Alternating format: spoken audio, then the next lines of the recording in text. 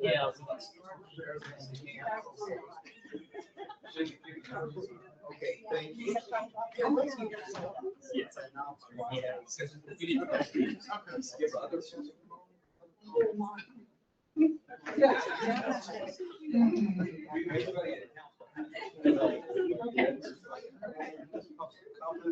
Yes, thanks, Anchor. Everybody.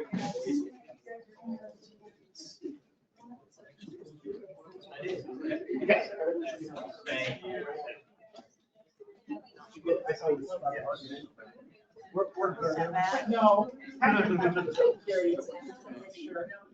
Oh, cool. Yeah.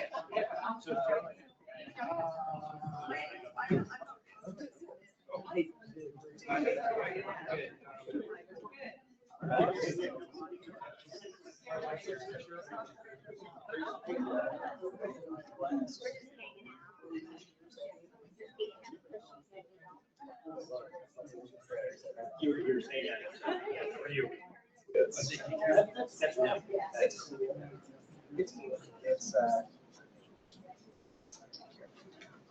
Welcome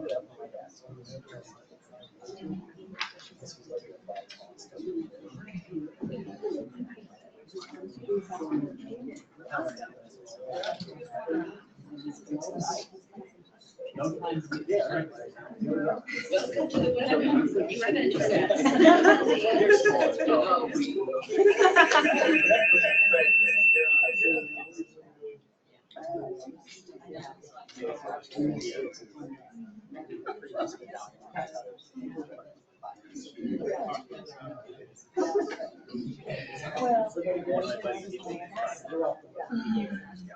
the webinar.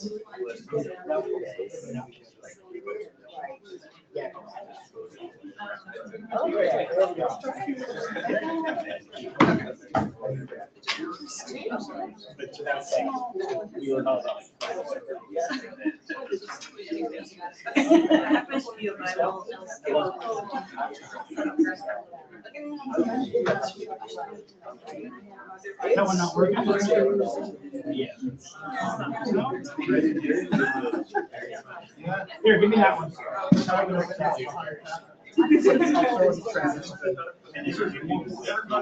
It might not be telling. We're gonna wait. No, I think I know what happened is people come in here and they have it's like the remote control.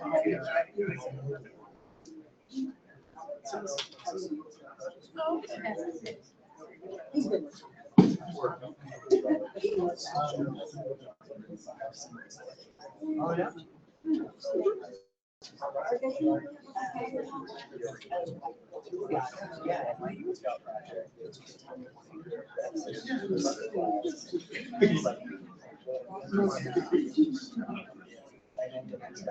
Yeah, my project is free. I need these kids to show me what inside your project. It's this. Oh, yeah.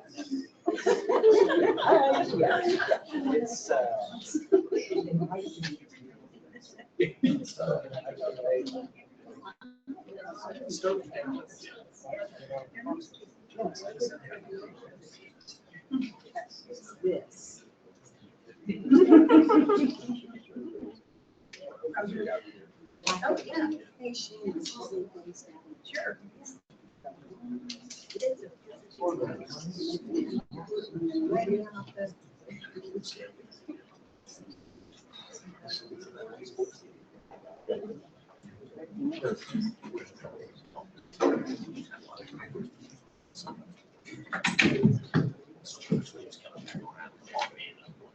My second watch through this.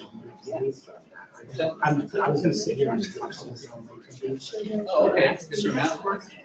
This one does, yes. Okay. Is that one not? Yeah, this one's hardwired. Oh.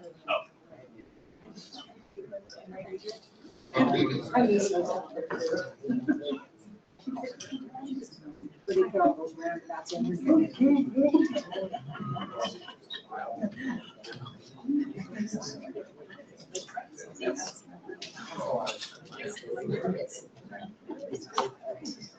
There's this road out there. That one is dangerous, but I don't know. Railroad, a little round. Starts like 45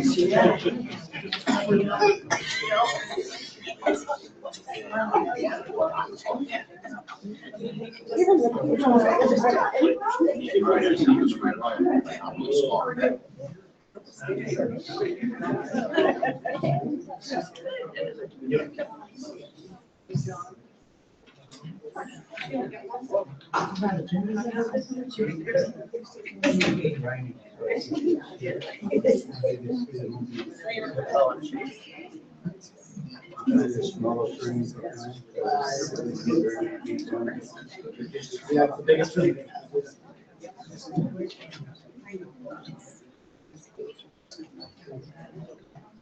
I don't know if you're here for it. Maybe we are.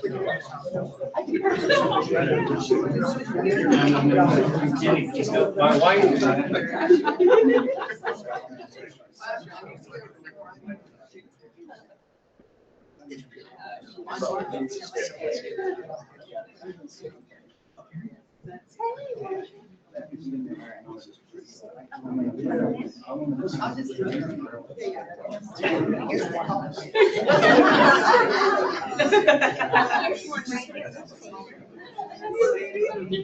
Oh, Yes.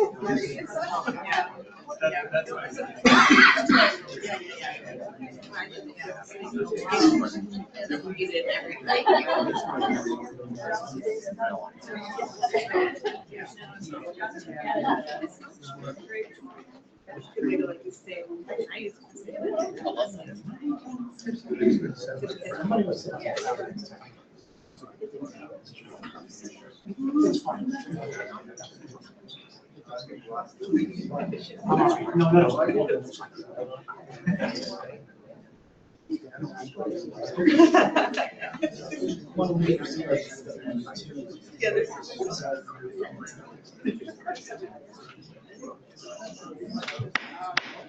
Okay, it's 7 o'clock. I would like to call the May 21st DeSoto City Council meeting to order. We'll start with roll call, please. Patterson. Here. Bradley. Here. McCracken. Here. Sable. Here. Lane. Here. All are present today. Okay. I would invite you all to please rise and join me in the Pledge of Allegiance. I pledge allegiance to the flag of the United States of America and to the republic for which it stands, one nation, under God, indivisible, with liberty and justice for all.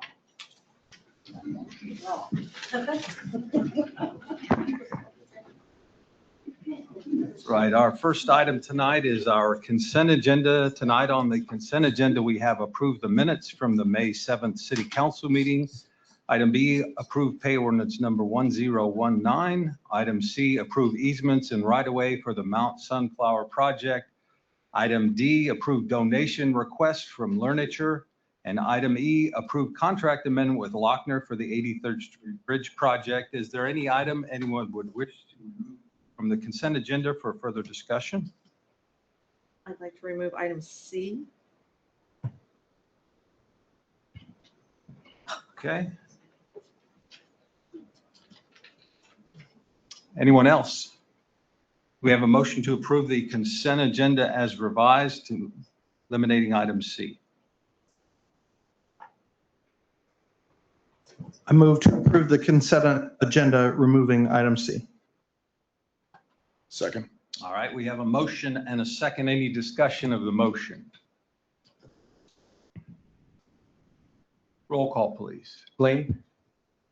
McCracken. Yes. Bradley. Yes. Patterson. Yes. Sable. Yes. Motion carries. All right.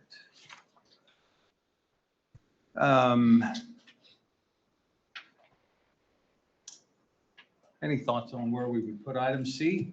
You want to do it now, or you want to do it as the first or last item in the regular agenda. May or may not impact people that want to comment on their call to public. All right. Let's do it now then. Item C, approve easements and right-of-way for the Mount Sunflower project.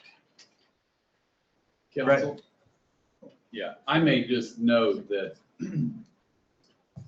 the statutory process here is, of course, if you have an issue with, an easement on as how it appears on the plat or the right of way, that's something you can address or discuss, but it's not, the council does not have the discretion to deny approval based on the fact that you don't like the project or, that you have issues with the project. It simply is to approve the easements and right of way that are set out on the plat.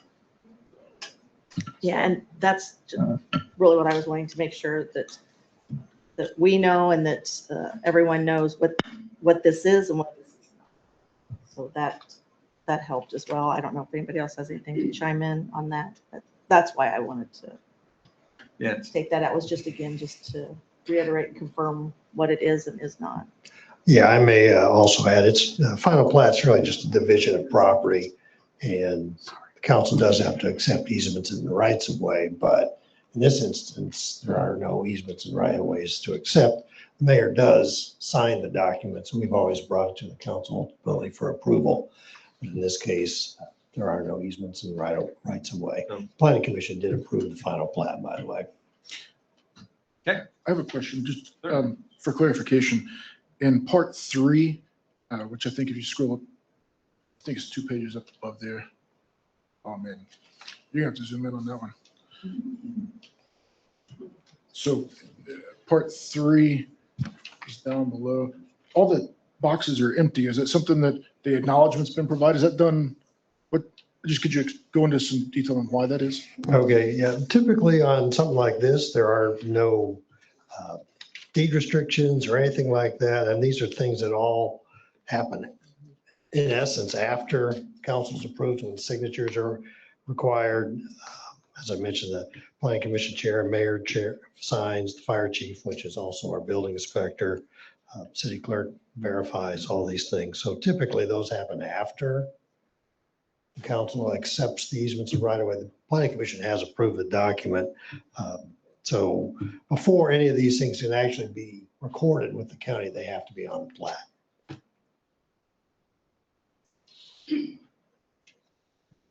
Thank you. Yeah. Any other questions?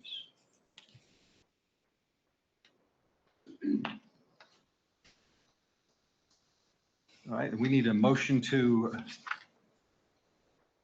accept easements and right of way for the Mount Sunflower project, even though there are no easements right of way.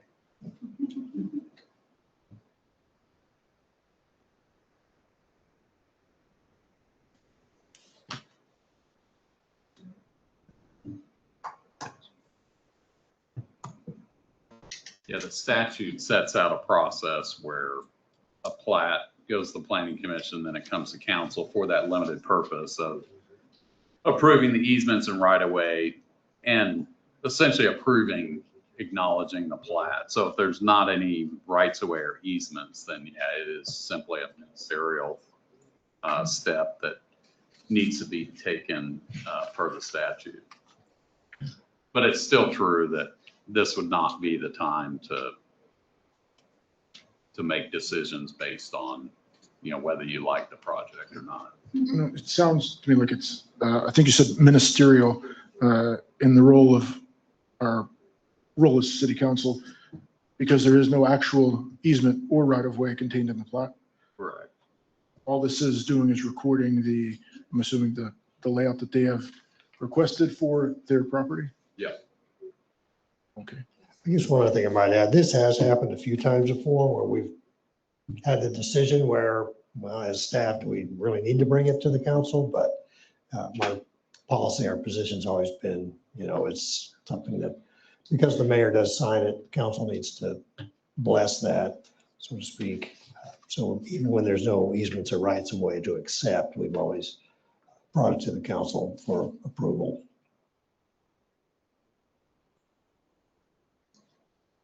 So it is rare, but it's not unusual. It does happen occasionally with a final plat.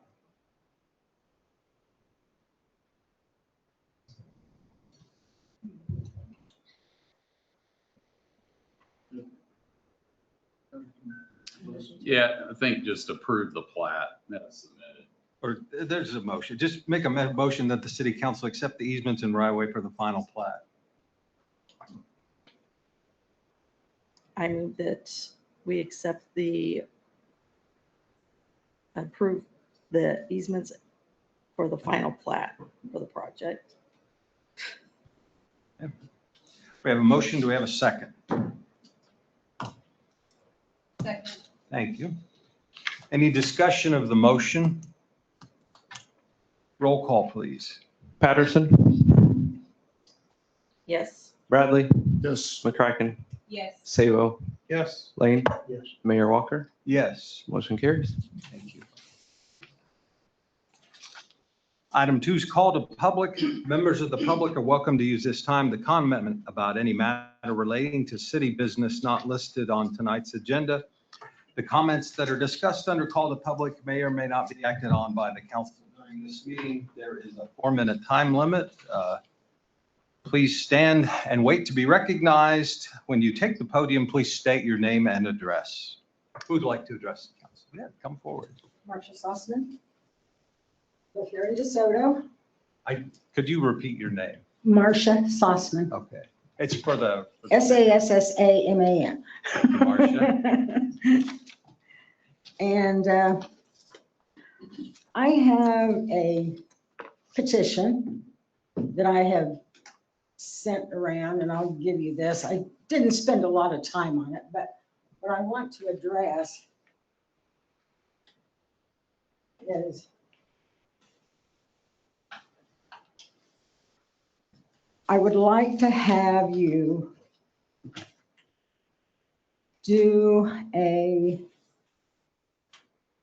something to stop having any kind of ICE facility built in our community.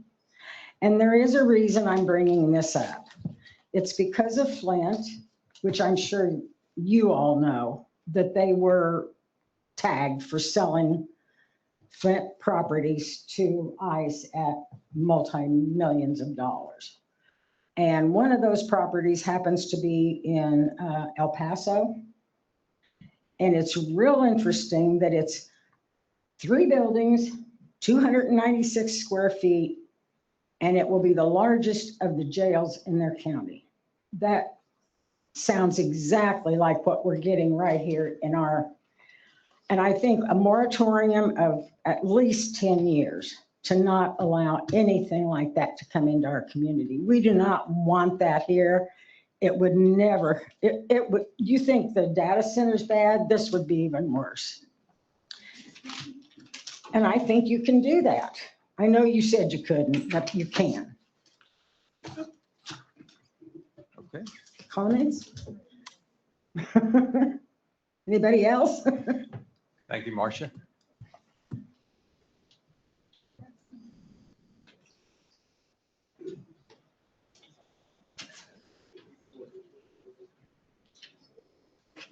Steve Marcotte, 8629 Primrose Street. I just want to know if anybody on the council listened to the last minute, what you guys talked about in the last meeting.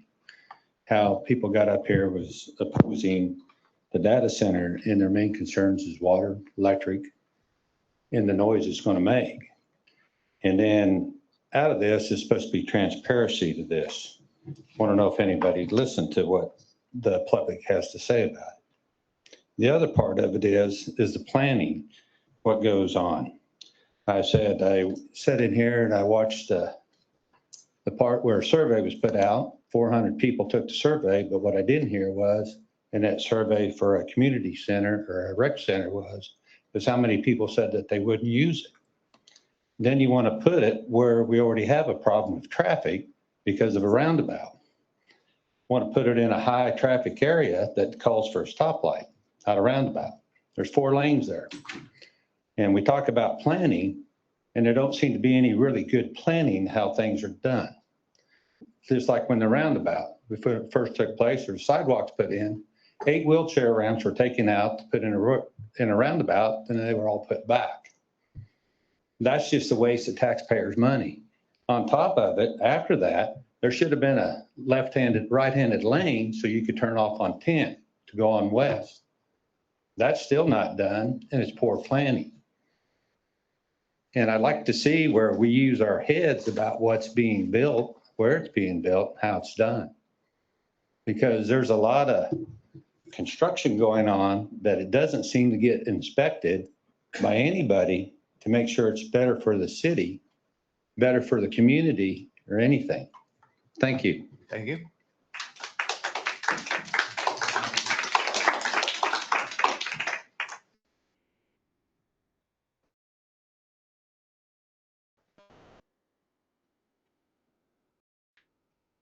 I'm gonna go really fast because I'm gonna go maybe over that 4 minutes.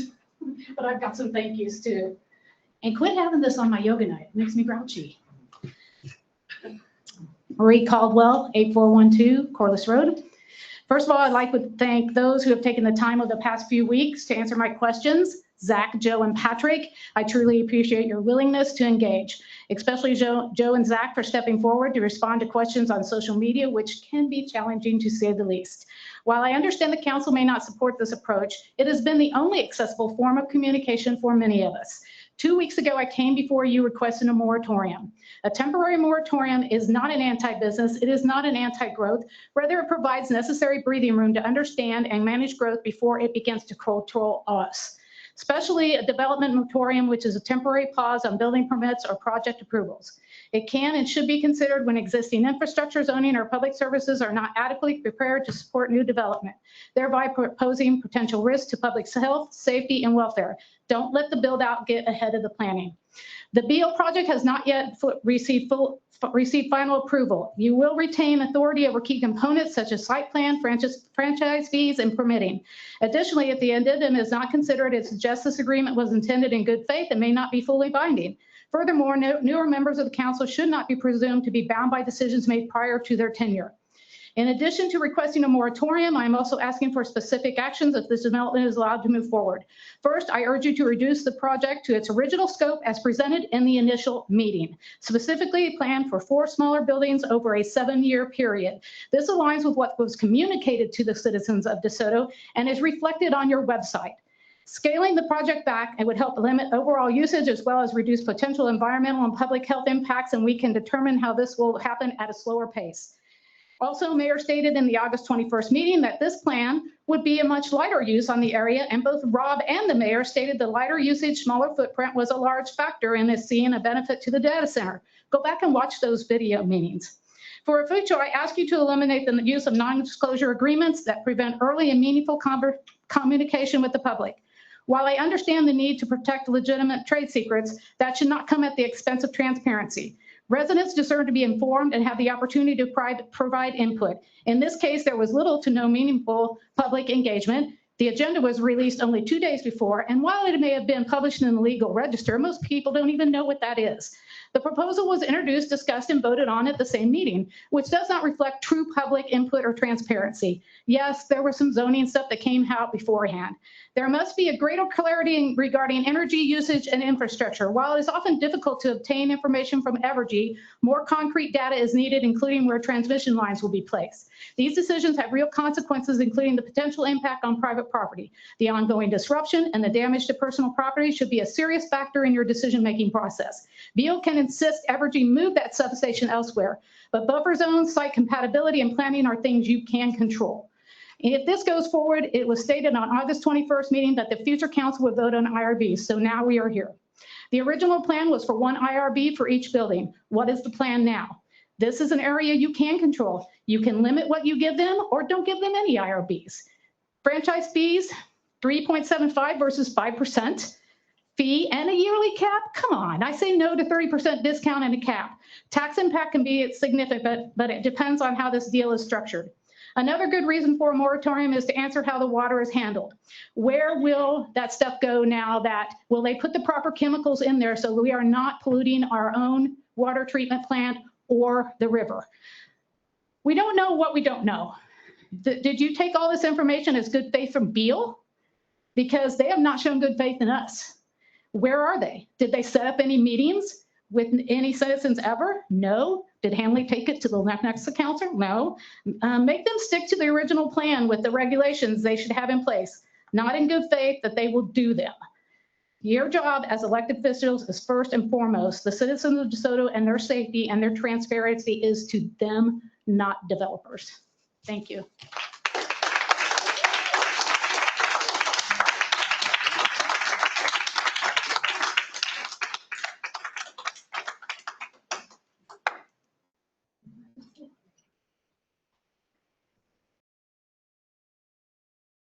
John Marinkovich, 34486 West 84th Terrace. I moved here 6 years ago. And in that 6 years, I don't remember anybody asking me if I thought it was a good idea to have a battery plant here. I don't remember anybody asking me if it was a good idea to have 2 data centers here. I don't think that there has been very much input from the people who live here and have to live with this, the traffic and the problems that the data centers will bring. I hope that you're prepared for some real lawsuits, because since the people didn't have anything to say about these things, it's all on you. And I think I'm going to go out and I'm going to talk to all the people in Clearview who are really going to be impacted by those 2 data centers. And I'm going to get them some free lawyers, and we're going to sue the heck out of you.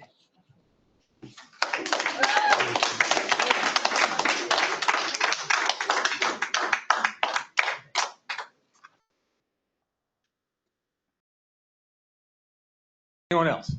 Max? Go ahead.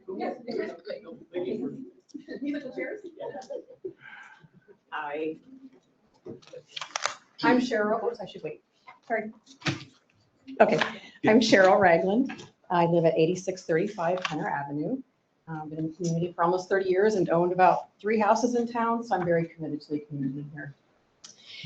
I just kind of want to reiterate what I asked for last time, just to make sure that's on the top. That's not on the top of the agenda, but that is still included in the agenda. My background's in health and also education. So my concern has been the proximity, excuse me, of the school. Yeah, the proximity to the schools for the work that's being done. And I know there's the DAB or whatever it's called, maybe in the range we want it to be in, but the other vibration, I know Zach kind of talked a little bit about it, and I talked a little bit about it last time, and you were here virtually, about what we can't hear. That's the vibration that's happening. And that, I don't know if Sarah's here. I was lucky enough to catch on social media 2 speakers who were going to be in Sedgwick County and put on a symposium. I really would love to get that. I think it might help answer some questions for many of us. And the 2 gals were, I think they were published. So I feel like they would be a great resource along with that community as well. Because I think they're going through some of the same struggles that we're going through. Don't we use struggles? Growth opportunities, let's use that. So I wanted to put that out there. Again, just concerns about the water. I think Tony or Marie talked about that, the clean water, the clean air. Anything else? Nope. Thank you. Thank you. And I want to thank you guys and ladies. I know that we're all here for, I think, our own whys, right? Why are we here? Why? Me, I want to help with the kids. I've advocated for kids for I've advocated for kids all my career, whether it was in healthcare or public education. So, and I know that with some of the vibrations, the other concern is with our kids who have unique needs, how much more sensitive they're going to be. And I know that, you know, that's a big thing for parents, right? Big thing for parents. So I thank you. I thank you for being here. I thank you for listening. I know you're giving your time, many of you, and I do want to acknowledge that. I thank you. Thank you. Mhm.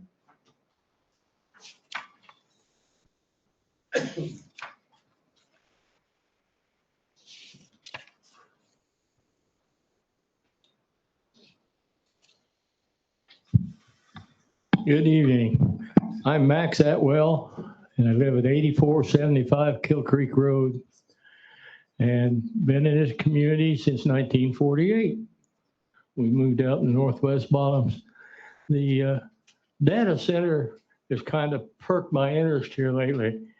I didn't pay much attention to it to start with, and then they just started, they're kind of like mushrooms, they're just popping up everywhere.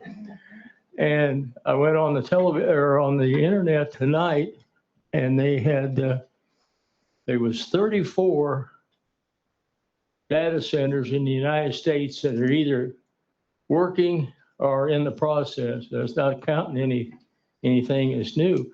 That seems like a lot to me. And I'm concerned about the water usage and electricity. I think you probably got plenty of electricity because of the battery plant. They upgraded that quite a little bit. But I also wonder what happens if you run short of electricity or if it goes off, whatever. I feel confident that the battery or that the data center has priority. And it's going to keep being run with whatever. And it's going to be the people living in this area that's going to be short of electricity if there's any shortage. Water seems to be a problem. It takes a lot of water to cool it. I don't know about the data center, all about how it operates, but a lot of water. We're in conditions west of here, not very far, that's drought conditions. And I don't know that we've got new water system stuff in, but I don't know what we've got to run these things, you know, for years. And I don't know what to do with the water when they run it through, whether it goes, the way it goes back to the river, or it goes in the ground there and soaks through, or how that works. But anyway, my point being, I don't fully understand it, and I'm not sure how many people do, but it kind of reminds me of the wind turbines and the solar collectors. That was such a big deal for a long time. They finally got it sold, and so we've got these towers that don't work well out everywhere.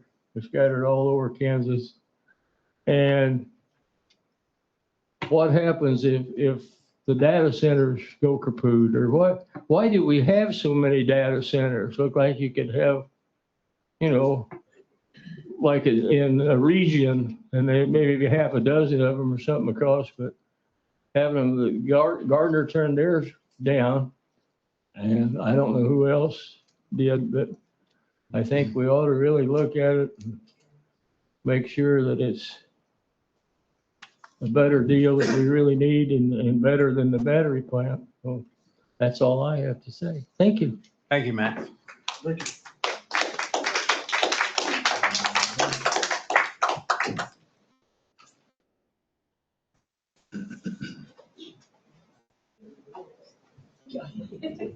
Alan Meckley, 8955 Oak Country Lane. Moved to DeSoto about 13 and a half years ago. Really enjoyed the peace and quiet. It's a wonderful place to live. After the last council meeting, I reached out to the best expert that I know, who's my son. He has a PhD from Arizona State University, and specifically working with computers and sounds. And so I reached out to him and asked him what he knew about data centers and the infrasound that is emitted from them. In less than 12 hours, I had at least 15 emails, several text messages with links to YouTube videos, papers that have been written on the subject. And I can tell you what I've read, I absolutely would never want a data center in our city. I hope that all of you have taken the time as council members to educate yourself and read what's out there and watch YouTube videos that are from people who are recording sounds near data centers. It's mind-boggling to me that we would even consider it. If I can get this to open up, I just want to read you one portion of one of those papers that he sent me. Noise pollution and its impact on nearby communities, which becomes, I'm just reading a portion, which becomes excessively difficult in urban environments. This presentation will explore the issues faced by data centers in urban environments and discuss potential solutions to create quieter facilities. Key points include physical challenges. Every site design faces numerous physical constraints, including limited rooftop and equipment room space. And that's going on about trying to build a wall or something to keep the sound down. But that doesn't work with infrasound. Infrasound is a low-level sound, and I see some nods, so hopefully you've studied this and understand what I'm talking about. You can't make it go away, at least to my knowledge from what I've read. But this article and several others talk about the damage to people. It can cause asthma, believe it or not. That's beyond my knowledge and understanding, but this is what I'm reading. Animals, including our pets and wildlife, are going to be affected by this because this is sound that they can hear. And I just want to urge the council to do your due diligence. If anyone would like any of these articles that my son sent me, I'm happy to share those with citizens, council members, anybody who would like to read them or watch the videos. Thank you.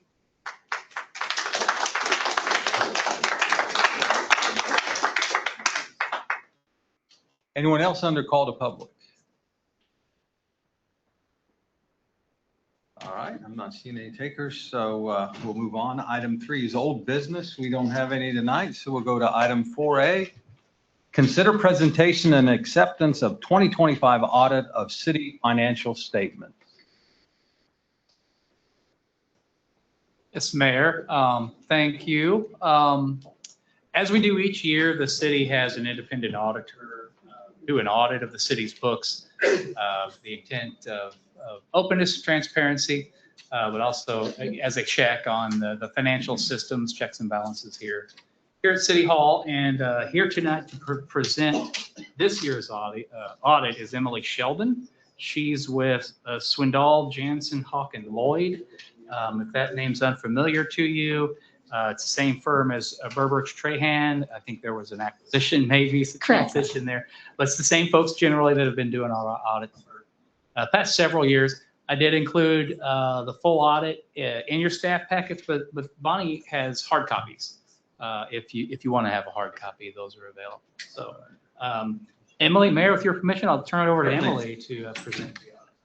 Thank you so much for the introduction. Again, my name is Emily Sheldon. I'm a partner with Swindoll, Jansen, Hawk, and Lloyd out of on the City of DeSoto's audit. It's my pleasure to present the results of the city's fiscal year 2025 financial statement audit.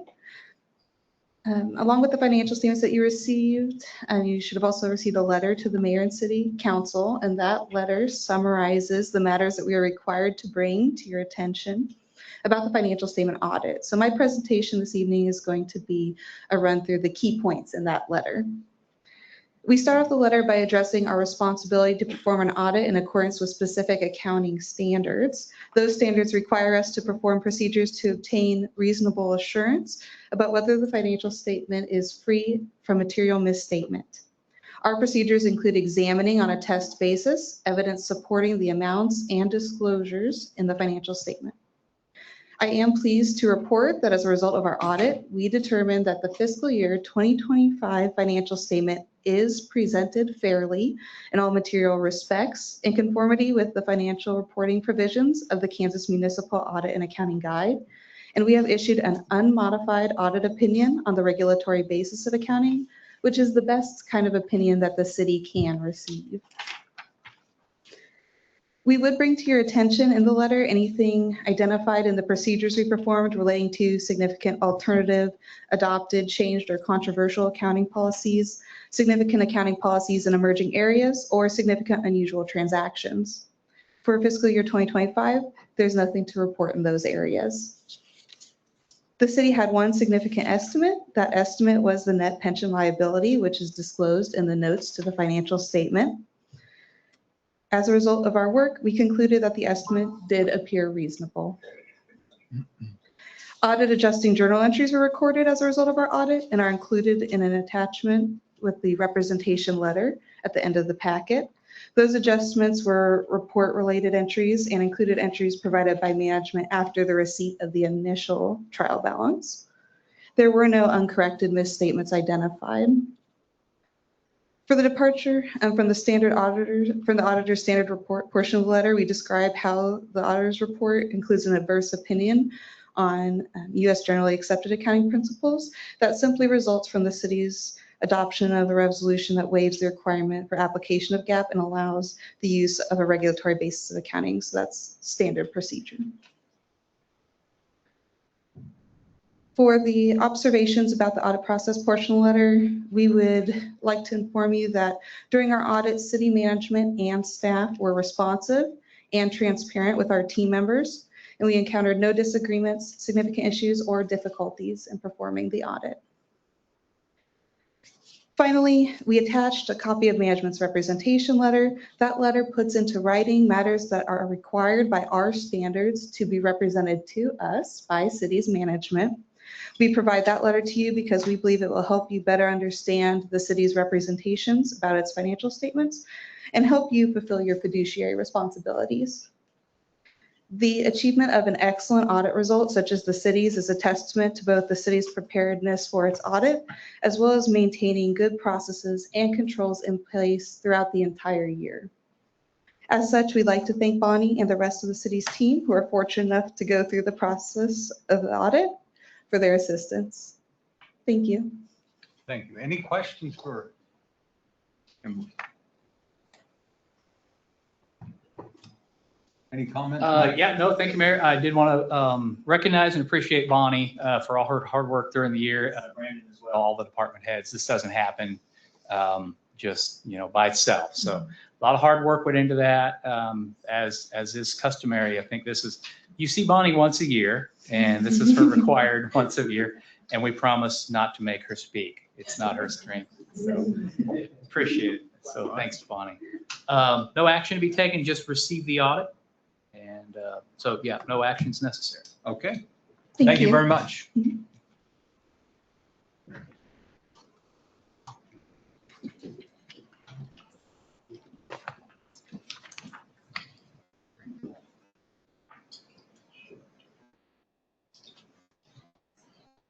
Oh, okay. No.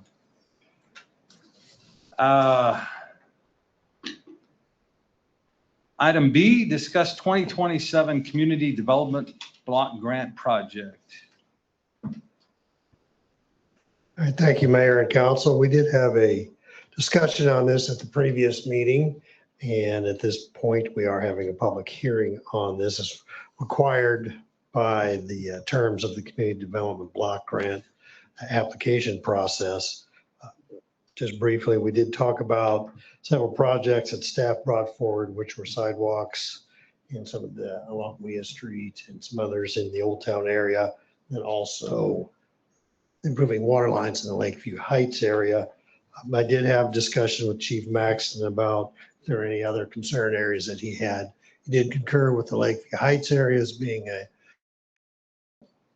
he has some issues with, but also put in your staff report that you've got a water main along Penner Avenue that also has been targeted or has been in our plan that should be a proposed 8-inch water main.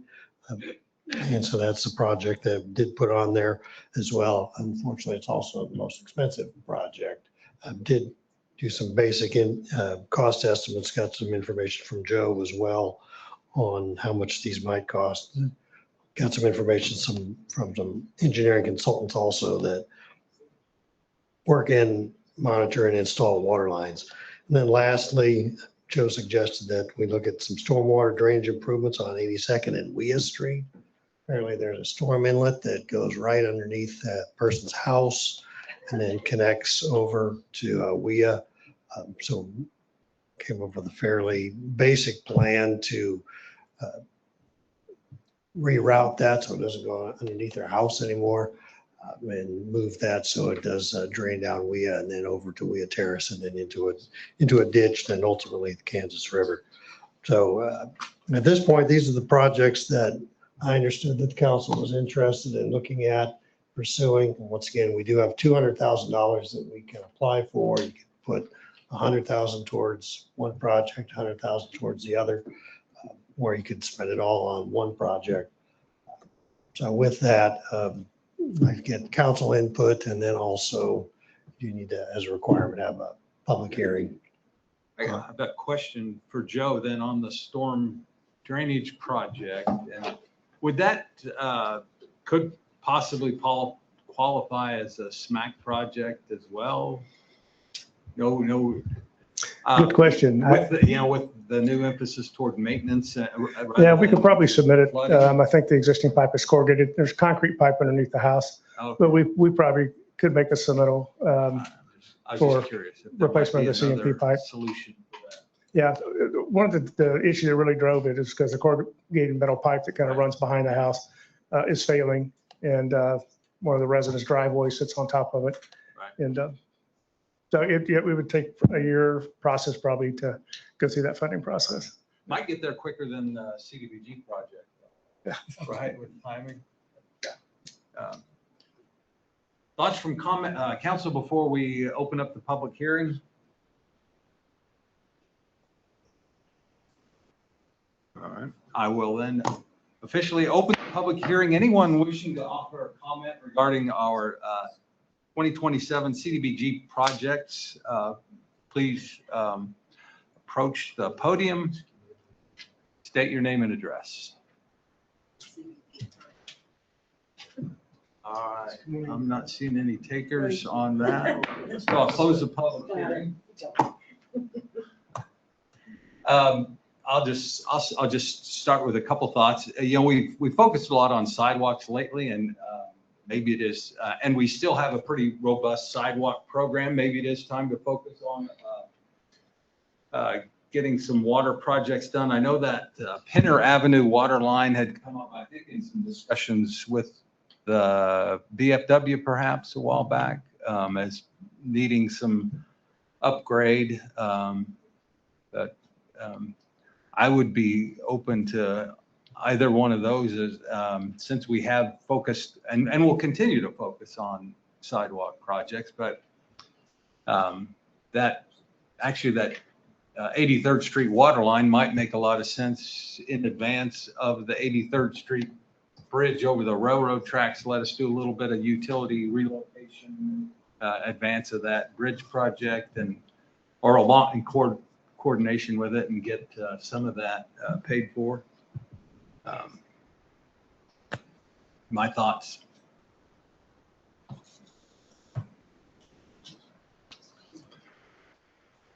Brad, what direction do you need from us tonight? Do we have to isolate the project, or?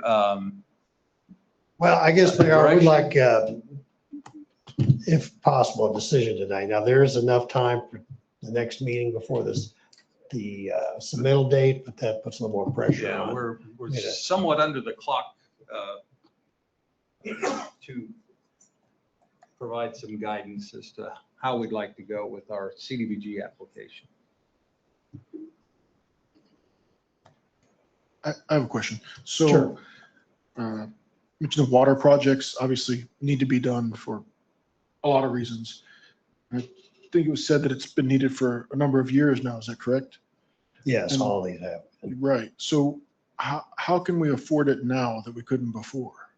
Well, one thing, as I mentioned, there's a $200,000 block grant. They've doubled essentially. The other thing is, the previous council just chose to spend the money elsewhere. And in the capital improvement process, there are other, as you know, you have to juggle funds and pick and choose what locations and projects get funded. And while these are important projects, they just never, there's always something sort of leapfrogging over them. We also had a change in eligible zip codes for a while as well. Didn't we? We lost eligibility in parts of the old city, and so there were a number of years where it was areas south of K10 was all that really qualified. That's a good point, Mayor. I'd forgotten about that. There used to only be 3 block grants or census tracts in the city, and the only area eligible for a while was around Clearview City. So that also kept us from using these funds in the older parts of DeSoto. Thank you. Anyone else with some thoughts on it? Joe? Yeah, echo my statements when this was brought up 2 weeks ago. I believe our failing water lines should take precedent. When Todd was here and spoke, the fire chief last time, non-working hydrants, that's a problem, right? I think something that should be addressed. Our residents deserve full use and service of the wonderful fire department we have. So the hydrant and 2-inch water line that's currently along Oak Drive. And I also think the line along Penner is something that needs to be addressed as well. How would we approach the costs? So remind me, Brad, what was their, we'll scroll up to that 2-inch, what was the total on that? I think 110. And 350, so it'd be combined projects about $500,000. Yeah. 200,000, I mean, it would be a matching project then, or it would be, we do the whole thing and then apply some part of the 200,000 toward the 8-inch line if we. Yeah, it's a reimbursement program. So we have to spend the money first and then request the grant money back. One thing about the area in Lakeview Heights is, I did think about, well, maybe we could just do that little stretch along where the valve needs to be replaced and the hydrant needs to be upgraded to functional status. We could just do a short, small project there. Probably be a fourth of or a third of the 110,000 versus doing that and the extension up to Oak Street. One thing also that's a little unclear after looking at some of the information is Oak Street might have a 4-inch line. We're not totally sure. I spoke with Billy Briggs about that. I know there's a 2-inch on the next street over on Center Drive. So that's why I changed the staff reports as repairs in Lakeview Heights, because I wanted to get, if we turn in an application and we find out that maybe Oak Street isn't the right one, it should be Center, we can do that. Or we can, like I said, just do that short piece along 83rd Street and then focus on the upgrade to the line along Penner Avenue. So that's why, well, this is one of those things, is what do you do first, right? You get the bigger main in first to serve the area, or you start doing some of the smaller projects, because the main along Penner is functioning, it's working. It's just if there were a major event, there could be some issues supplying that type of water. But once again, we haven't had anything significant in that area. We did have a fire recently, not too far from City Hall, and our department put it out pretty quickly, so it wasn't a concern as far as not having water pressure. All right. Mike, can you remind, on the CIP, what did we have for, do we have a allocation for distribution main replacement? Top of my head, Mayor, no, Okay. there isn't such a Since thing. it's more of a water department. Yeah, so we do have a water improvement fund that's revenue streams go into that are kind of set up to handle things like this that come up. Good example, a couple of years ago, we used the sewer development fund, the sewer improvement fund, to replace $200,000 worth of sewer line along Lexington Avenue that was, it collapsed, and it was sort of an emergency type repair. That's a good example of things that pull resources away from something like this, that they immediately rise to the top. Longer term, I think we have an opportunity in the coming years to implement a true asset management program, and Joe's begun work on that already, where you inventory your lines, you condition assess, and you prioritize them on a system-wide basis. We're not quite there yet. So what we rely on are areas of known, poor water flow or lines that have caused late breaks in the past. So, I think we're coming to a point where we can be more proactive than reactive. We're just not quite there yet. Yep.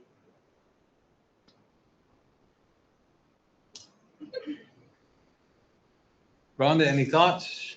I actually agree with Joe. I was going to bring up the fire hydrant situation as well, just to make sure that they're able to be used.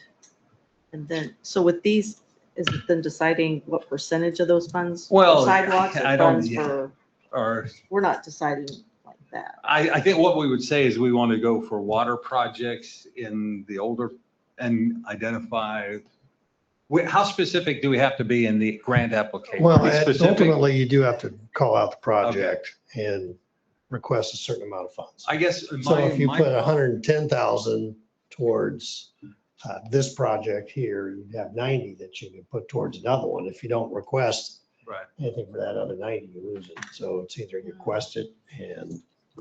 And the other thing to keep in mind, the council's discretion, the CIP fund does exist, and we lay out a 5-year CIP, but we haven't programmed every penny of that. So a couple $100,000, council could at your discretion decide to go ahead and do $400,000 worth, use CDBG money to supplement that.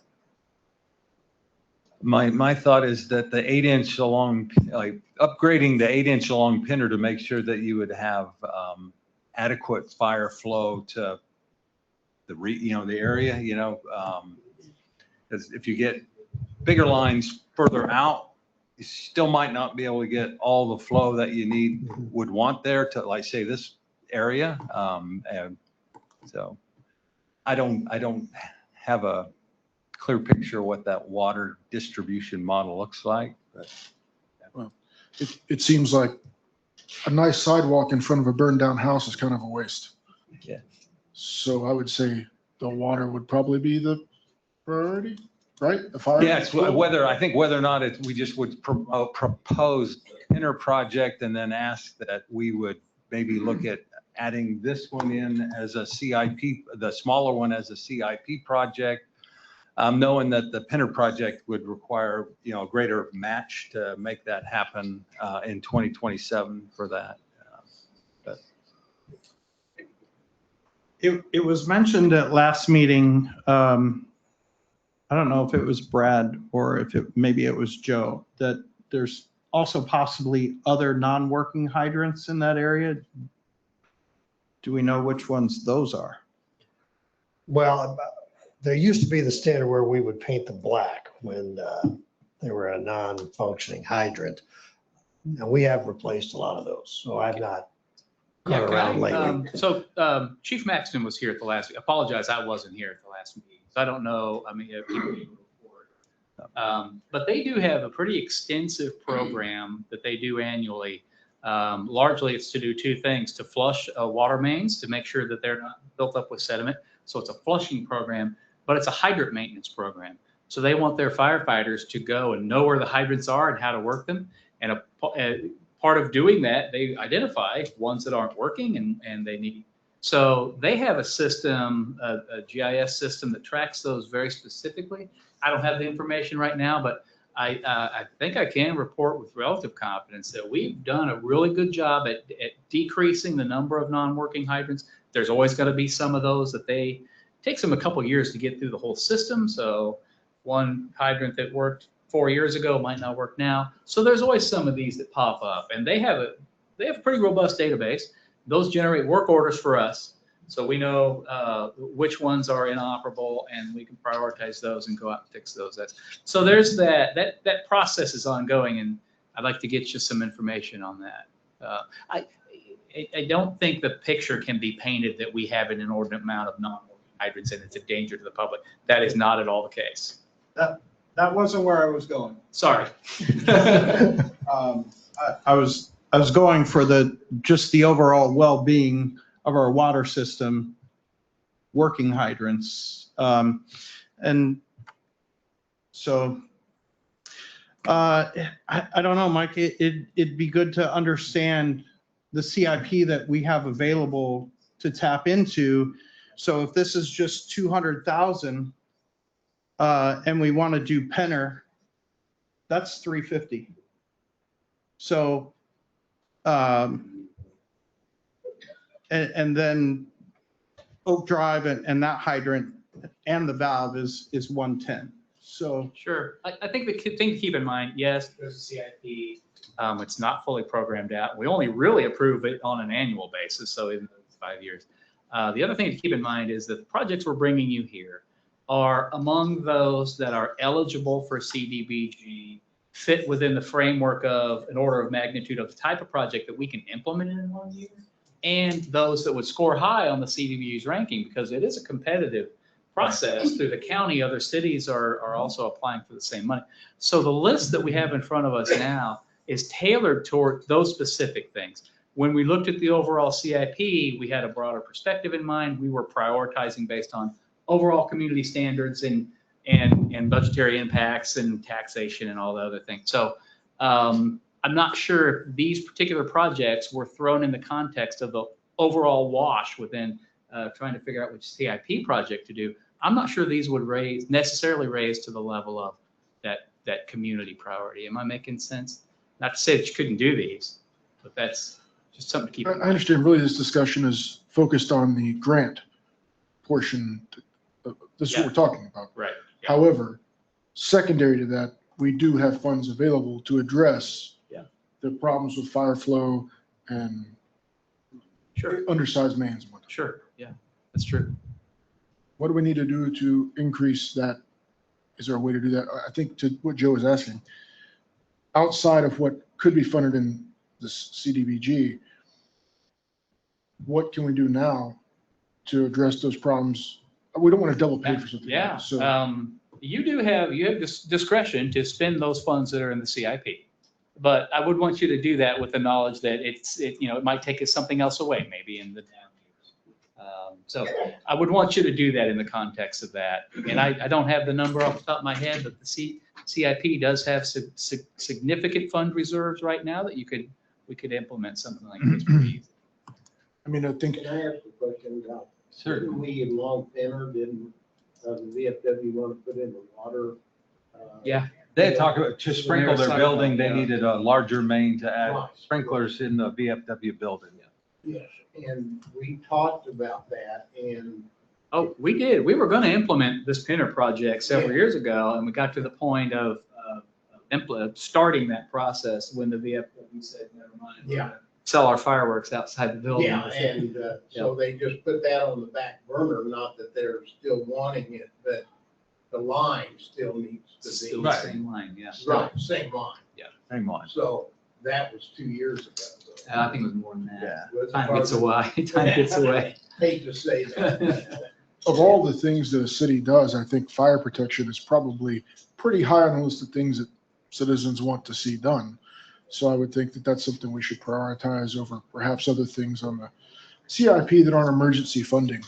And I'm not sure if there's a way to make a motion for that or whatnot, or if this is even the appropriate I think we just parliamentary procedure. pick this project and say, maybe we pick it and say you do a combined project. Penner and the Oak Drive, that would be a $450,000 project, might even help us score higher, and knowing that we will have to match those. We're only going to get 200,000 from the grant, that the remainder would come out of our own fund, our CIP fund. I like that. And we haven't kept up with the trucks, because the trucks we used to have here to fight the fires were only 2-inch pumps. Well, now we have pumps that pump 1,000 gallon a minute, and we haven't got the lines that would support that. But that's just something that happens with innovation with new equipment. And since the fire department took over and they have the equipment now, we have to try and keep up, like you said. I just had a quick question. Have we received this grant before, and what was it used for? We use it for sidewalks, we use it for water lines, we've done sewer lines. We get it almost every year since at least 1998. Yeah. It's a pretty. I mean, I can think of, I think it was a CDBG project. We did a water line down Wea Street, and we had a sidewalk and a water line. And then the sidewalk after we did the water line, near where that storm sewer issue is right now. Yep. That was probably 5 years ago. So it's just a variety of projects. Do we motion for approval? Sure, if you'd like. Like the motion, we approve this agenda item? Direct staff to apply for the combined project on water. Yes, the agenda item directing the staff to apply for the CDBG grant, and that we have staff consider the expenditure of CIP funds to address the fire flow issue as noted in the discussion. Super. Second. All right, we have a motion and a second. Any discussion? Roll call, please. Lane, Yes. Sable, Yes. McCracken, Yes. Bradley, Yes. Patterson, Yes. motion carries. All right. Item C, consider agreement with Confluence for comprehensive plan update. All right, thank you, Mayor. We've gone through the consultant selection process. We've done, obviously, there's so much going on in DeSoto, the growth. Done strategic planning. We did the Southwest growth area, done a corridor study on 83rd Street. So there's a lot of things happening, and staff gets caught up we focus on projects and our daily tasks. But one of the good things about a comprehensive plan is to step back, take a breath, and look at the community from a 30,000 foot level and try to figure out good planning. And there was a mention about planning earlier in some of the public comments, and we have not updated our comprehensive plan with a full-blown study since 2019. And you think where DeSoto was in 2019, the Sunflower area was still under cleanup. So there's really no big projects, no mega projects, no water lines, sewers, things like that being discussed at that point. We were still waiting for the go-ahead from the Corps of Engineers to even open up property.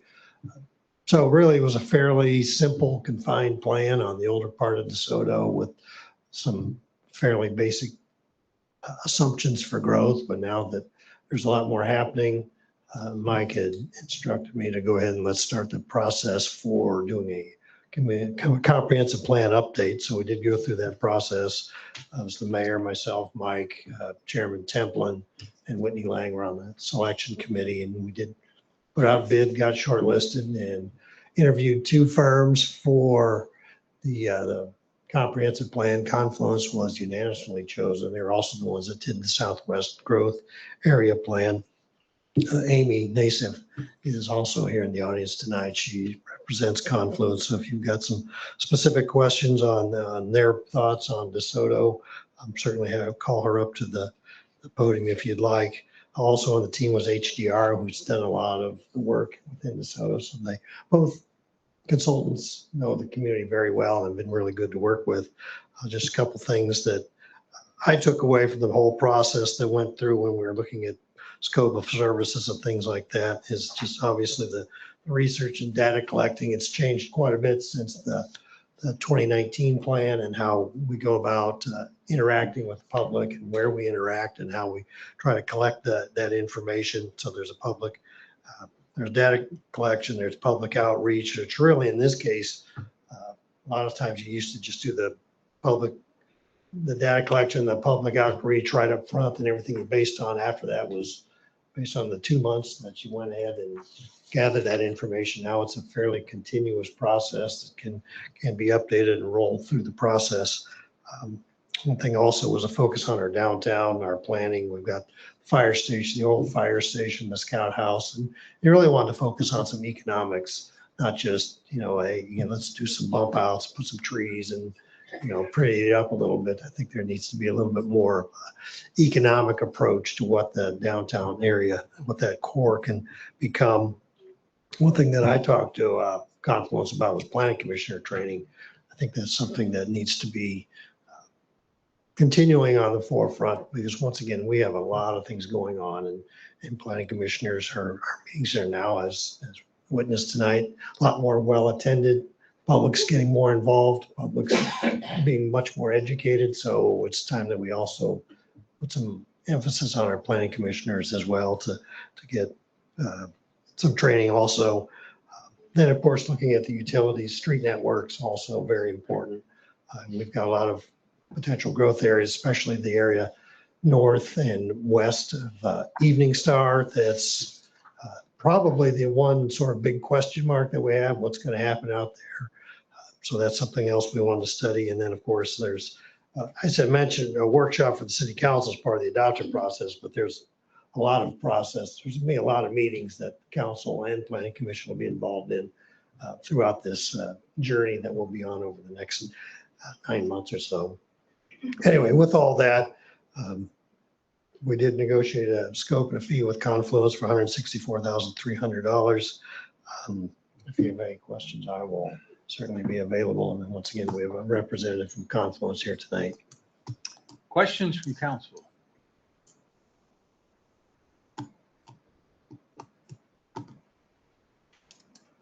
All right. Are we ready for a motion?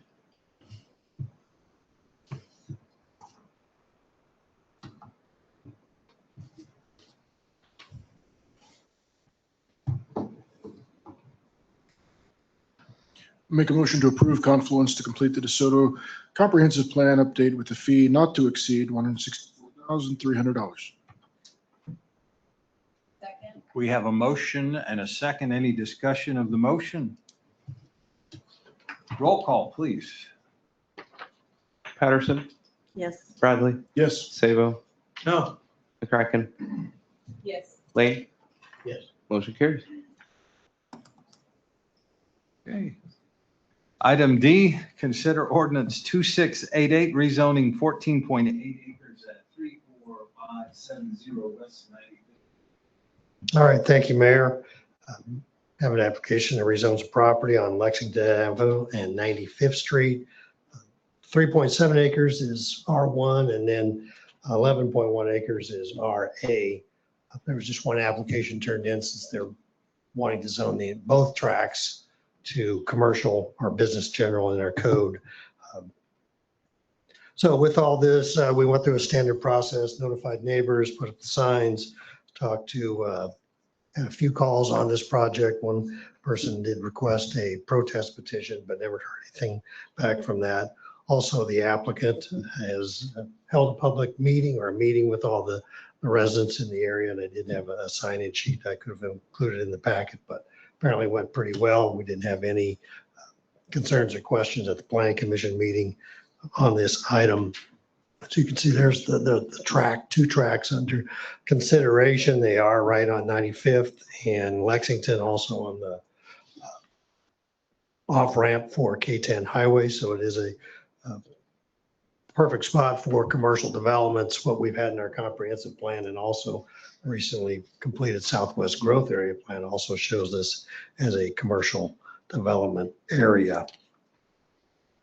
So going through the staff report, don't want to belabor it too much. This is the ones that really fit, and at least in my opinion, pretty hand in glove with what we'd been looking forward to in DeSoto for business development. It's on a major interchange along an arterial route. We are showing ultimately improvements to 95th Street. That was the one negative that I did have, or neutral on the scoring sheet, is 95th hasn't been fully vetted on how we want to improve that road, but we've had some previous studies, actually did about 4 or 5 years ago, and then we've had some upgrades lately, but to have 95th be a three-lane road with a turn lane, this development could impact that, but when we get to the site planning stage, we'll request traffic studies and a lot of information itself as far as how this actual use play out. Just briefly, they're looking at a convenience store, maybe some hotels and restaurants in this area. So it's something that would benefit the community as far as all the business development that we've got going on in DeSoto. So with that, I'll stand for any questions you might have, but it does fit, like I said, with the Southwest Growth Area Plan and also our future land use plan as far as what kind of activity we'd like to have at that location. And also the applicant is in the audience tonight if you'd like to have any questions for them. Okay. Questions from council? I have a question. So on item G, which talks about, as you mentioned, the significant upgrades required for the intersection, and I don't know if this is to you or to Mike. If I recall correctly, did we get some sort of KDOT funding for the roadway and intersections? Was that to that intersection or just to the? Yeah, we're hopeful there's a couple of potential sources of outside funding for 95th Street and, to address potentially the intersection and the entire street. One of those is a build grant that I think Joe has talked about lately. We're not going to find out about that for a while. And the other is potential KDOT involvement, maybe with the Lexington Avenue interchange.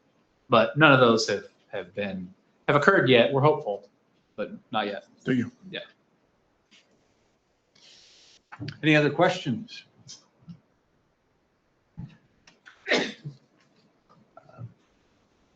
I'm going to say, based on the reasons in the staff report, I make a motion to approve ordinance number 2688, rezoning to 14.8 acres to C2 Business General. Second. We have a motion and a second. Any discussion of the motion? Roll call, please. Bradley? Yes. Patterson? Yes. McCracken? Yes. Lane? No. Sabo? Yes. Mayor Walker? Yes. Motion carries. All right. Item E, consider initial presentation for economic incentive request from Colby Capital. Yes, Mayor and Council, this item relates to the property you just took action on. We received an incentive request from the developer Colby Capital. Tyler Oliver is here in the audience tonight to present to you this request. If it's your first time, our policy indicates that when we receive such a request, the first thing that happens is the applicant comes in front of the full city council to introduce themselves, the application, the specific request, and have a dialogue with the council before any negotiations take place with staff or anybody else. After that, if appropriate, staff goes back, works out the details and specifics, might result in resolutions or development agreements, or there are many potential mechanisms that might have to occur to grant any sort of request after that. So tonight is the first this initial presentation. So Mayor, with your permission, I'd like to invite Mr. Oliver to the podium. In your packets is the application form, which is for your review, and also I think a part of a presentation that Mr. Oliver would like to give. Thanks, Mike, Mayor, Council, Patrick.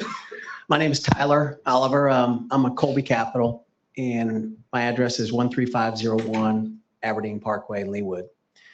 And appreciate you guys taking time. On the screen there is the site plan that we're proposing. And, currently everything south of K10 is kind of a desert for goods and services and food and retail and so forth. And so we believe by, rezoning and bringing in, convenience store, restaurants, hotel, we're going to be the catalyst to, create other retail and office and goods and services along 95th Street. And being right next to K10, we're going to have great traffic flow and really catering to, giant amount of jobs south of K10, residential growth and so forth. As far as the restaurants, we're showing 5 restaurants there, and they're going to be different sizes. We're going to have probably some sit downs. We're going to have quick service restaurants, get a limited service hotel. Maybe we get 2. The convenience store has been with us for, we've been at this probably 2 years. They definitely want to be there. And so we'll target that. And as we get into it, the tenants will kind of tell us what they want to do and whether they want, more quick service or more sit down. But we think this is a pretty logical plan to start with. Some of the challenges we've got there, and our partner, John Hanson, will be up here in just a minute to kind of explain some of the financial data that we'll show you tonight. Obviously, giant drainage issues, utility issues, 95th Street. When we started this project a couple years ago, everybody knows 95th Street is, it's narrow and I think you guys did an improvement maybe for truck traffic. I don't think allowing trucks there now. So it was kind of the direction of city staff is like, hey, if you want to, develop this, great, but you need to find a solution for 95th Street.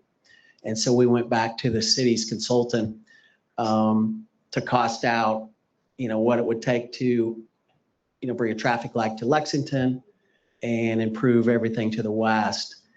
And so we're showing here, improving 95th Street 3-lane to the west edge of our property. And sadly, believe it or not, that little stretch is almost $5 million.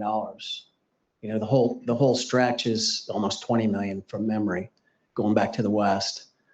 And so that's a giant, financial challenge for a 15-acre development. And so what John will kind of help us walk through is like, we've got creative ways to pay for this so that I'm not writing a check and you guys aren't writing a check. We're going to pay for it over time through incentives and so forth. I think that probably does it for me. We'll ask John to come up here and get into some of the specifics on the financials, and I can stay around for other questions. Thank you, Tyler. Mayor, members of the council, and city staff, my name is John Hanson, Managing Director with IRR Corporate and Public Finance. Our office has address at 1901 West 47th Place in Westwood, Kansas. I'm also a DeSoto resident of 13 years as well. So to deliver the financing, to deliver the project that Mr. Oliver just mentioned requires about $50 million of private investment. We've provided a little more detail to city staff in relation to that budget, but this is just a summary. Net development costs after a sales tax exemption that we're requesting, selling some of the pad sites for the land and deducting costs by others, there's a net development cost of about $36 million on the project, with net operating income projected of about $1.8 million, and our return on investment without any further incentives is about a 5.16%. That's shouldering the roughly $5 million of public infrastructure that Mr. Oliver just referenced. So we have a financing hurdle rate of about 7.5%. So that leaves us with a gap of about 11.25% to solve. Next slide, please. So we've put some significant thought into how it is that the project, utilizing incentives, might be able to both make the project itself financeable, but also deliver $5 million of improvements to 95th Street, which would be a public improvement, unlocking some additional development along 95th Street, and include a signalization at 95th and Lexington.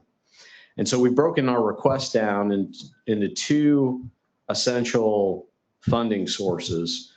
One is incentives associated with the public infrastructure, which we're asking for the 4.6 million to cover those street and signalization improvements, and about $6 million to support the additional costs and burdens of the project site itself.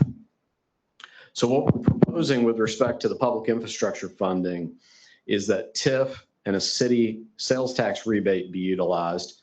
Portion of the TIF would be utilized for the public infrastructure, portion of the TIF for the project support. So about 25% TIF over a 20-year time frame, plus a city sales tax rebate, rebating 50% of the city's 1% general and 0.75% capital projects. So that means 0.875% back to the project, 0.875% that the city keeps. A rebate of city transient guest tax, 50% of the 6% rate for a period of 22 years, and a CID sales tax of 2% on taxable sales. And a portion of that would pay for public infrastructure, a portion of that would pay for project support. So then when we look at the project support at $6 million, about 75% of the TIF is required to satisfy that $6 million, and CID sales tax for the first 14 years would be required to fill that remaining $6 million. In addition, as I mentioned, we'd be requesting a sales tax exemption on construction materials through the issuance of industrial revenue bonds. And, you know, without the burden of the public infrastructure cost on the request, what we would be here talking about is just the $6 million. But we feel like this is a way for both the project to happen, for the developer to shoulder the initial burden of the roughly $5 million of public infrastructure costs, and to do that at no risk to the city. It does require enabling each of these tools, TIF, CID, sales tax rebate, and a rebate of the city transient guest tax. But we do not touch in any way any of the base revenues that accrue to the city today. We only redirect incremental taxes that are produced from the project to pay for the public infrastructure and the project, a portion of the project itself. So using these tools nearly solves our gap. We get to a point where we're at 7.32%. We'd like to be at 7.5%, but we would be willing to move forward, figure out the rest, work on some cost engineering and some other objectives to meet our financing goals. Up on the screen is a pie chart about the project budget. This breaks down where the dollars would come from for each component of the project. So about a $48.5 million project, nearly $50 million, approximately 8% of the project budget, excuse me, would be public infrastructure costs funded by redirected taxes. So that's the TIF and the sales tax rebates. Approximately 7% of the budget would go toward public infrastructure costs funded by redirected taxes. And then approximately 85% of the project budget would be funded by private investment or add-on taxes in the form of the Community Improvement District sales tax. So to sum up some of the benefits on the next slide of the project is the infrastructure improvements that I just mentioned. It delivers some critical infrastructure improvements with a signalization and improvements to that portion of 95th Street to really kickstart some additional development in the area. And there's some significant upside for the city in terms of revenues. So new sales tax to the city of $140,000 per year during the rebate period. So those are new dollars that the city can spend to fund services and improvements, as we've talked about earlier in this meeting. Then once the rebate period expires, we have projected incremental new sales tax off the project of $360,000 per year. New city property tax would be about $75,000 per year after the TIF expires. And new transient guest tax to the city would be approximately $100,000 per year So that would be an incremental $100,000 to fund those efforts that are funded by the transient guest tax. And the project would receive an equal amount, about $100,000 per year, to assist in offsetting the cost of the project. And then all told, approximate annual new tax revenues to the city of about $700,000 after the incentives expire. So as Mike indicated, we're here to brief the public, brief you, council, on what we believe it would take to deliver the project, both the public infrastructure side and some support for the project to make it happen. And we're here to stand and answer your questions and get your feedback. Essentially, we'd like to know if we're headed in the right track with this project and with the financial strategy that we have in mind. We'd like to roll up our sleeves, work with your staff, work with your consultants to move this forward, bring back all the details to you, let your consultants vet all the information that we had, make sure they've double checked our cost estimates, double checked our calculations. And then when and if we have that put together in a satisfactory format, we would bring all the definitive information back to you to make a final decision. But tonight is about answering your questions and getting your feedback. So thank you. Okay, thank you, John.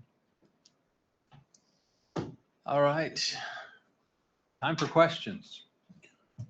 First, I want to thank you for coming and presenting before just starting work on something. So questions I have are, how long is the incentive period that you're contemplating?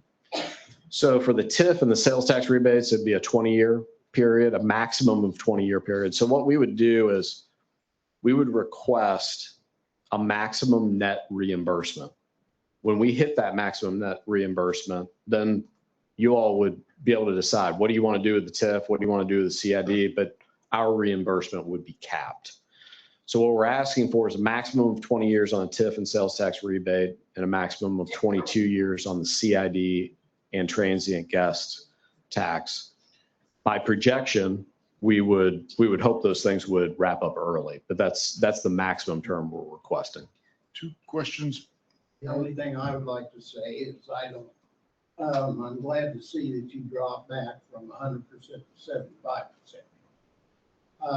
That I appreciate you doing that. I'm totally against the transient guest tax. That's your rebate. We have another motel that's here in town. They didn't ask for anything like this. And you got to remember that the people that we've got coming up that need this type of money from our transient guest tax, our food pantry, the soda days, all of the people that don't have money that need this for our community, the food pantry, children's services, and all of this is going to be actually given back to you. And I would be more inclined if you take that completely off of there for the transient guest tax, then I would be more in favor for the project. That's just what I want to say. Yeah, I appreciate that, Councilmember Lane. We're excited about that. It is true that there's a portion of the incremental taxes that we're asking to come back to the project. But if we're not able to make the project financeable, then a new hotel won't be developed on this site. And so what we're essentially saying is that there's about $200,000 worth of revenue from that transient guest tax that would be brand new money created by that hotel. We need half of that to help pay for some costs on the project to make the hotel happen. And we're excited to be able to provide the other half or the other $100,000 to fund all those really good purposes that you just described. But we've heard your comment and appreciate it. Thank you, Councilmember. Zach, did you have another question? Yeah. Earlier we talked about the roadway improvements there. How does this, I'm sorry. How does, Mike, this impact those roadway improvements? The funding here for $4.6 million for that 95th Street improvement by this project, how does that interact with what we talked about earlier in the roadway improvement? Well, it would come off of that total. I think our most recent study in the grant that we applied for was about $13 million to do the whole segment between Lexington Sunflower Road. So this would just be 4.6 million of that we wouldn't have to do. So it would benefit everyone, including the future growth, both sides of the intersection. I guess my question for you guys was, if you take out that 4.6 million for road work, would that reduce your request for the transient guest tax and sales tax rebate? I'm not sure. I know you mentioned that it was an impact. So if that comes out from you funding it totally, could you remove those requests? Yes, we could. We would be then requesting just TIF and CID at a lower cap of about $6 million. And once we get repaid the 6 million, be free to terminate the TIF and terminate the CID. So that's essentially what we're saying, is that we're willing to front that money and free up the city's capital improvements monies to be used somewhere else in exchange for those incentive tools. So we're happy to do that, but we're also happy to talk further if there's another way to get that infrastructure done. Thank you. Have we had, oh, sorry. Joe looked like he had something on his mind, but Rhonda, go ahead. Sorry, Joe. Have we had this asked before with the transit guest tax or the sales tax? No, it's not. It's not a tool that's currently in our economic incentives. Okay. I'm just trying to wrap my head around the significance, I guess, of that. For it's such an attractive spot that for it to be needed. I don't know. Yeah. Trying to process. Joe? Go ahead. So my last thing on this item would be, yeah, I think it's going to be developed either way. But I'm concerned with offering incentives that are not currently in our incentives package, because I think would open this door for other people to request those same incentives. And then, tied to that transient guest tax, could you explain what all that funds for the city? Yeah, statutorily, it's required to go toward economic development activities, promotion, tourism, Chamber of Commerce. So I was just looking at the last 2 years collections of that. We only have, the Super 8's the big hotel in town. We have another smaller one, but it's been around $50,000 in collections each of the last 2 years. Most of that money we give to the Chamber of Commerce to do what they do. So that's a big part. It's not an insignificant amount of funding for them. But we do keep a little bit. We keep about $4,000 for us to buy, I think, some banners and stuff for the rec league stuff. So that's generally what we use it for. It's intended for promotion of tourism and commerce within the city. And we largely give that to the chamber. It doesn't fund anything like the food pantry or anything like that?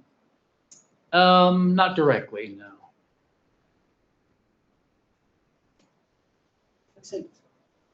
Can I say one more thing?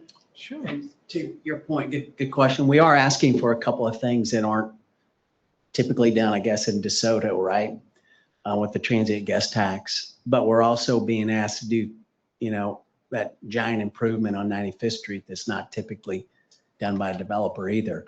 And we would gladly, if we can come up with another way not to do that, or another mechanism to finance that, we wouldn't have to be asking for a couple of different things that you're not used to providing in the incentive. So, because literally I'm going to have to go borrow that, $4.6 million from a bank. And this is my mechanism to pay it back, right? And hoping that I can, create, 5 or 6 restaurants that are going to do the volumes that we're hoping for, and it's going to get paid off in, so much time. And that's a lot of risk on my part, so if we can find a way to get rid of 95th Street, the expenses, that's a great deal for all of us. Mayor, if I could, I'd like to elaborate just a little bit on the transient guest tax as well. Our view is that we'd like to bring a really nice limited serve hotel into DeSoto and capture some tax revenue that today, if someone wants to stay in a Holiday Inn Express, Hampton Inn, that type of character of hotel, they're more than likely. So for example, when we have family in town and they want to stay in a hotel like that, they're going to Olathe or Shawnee to stay in a hotel.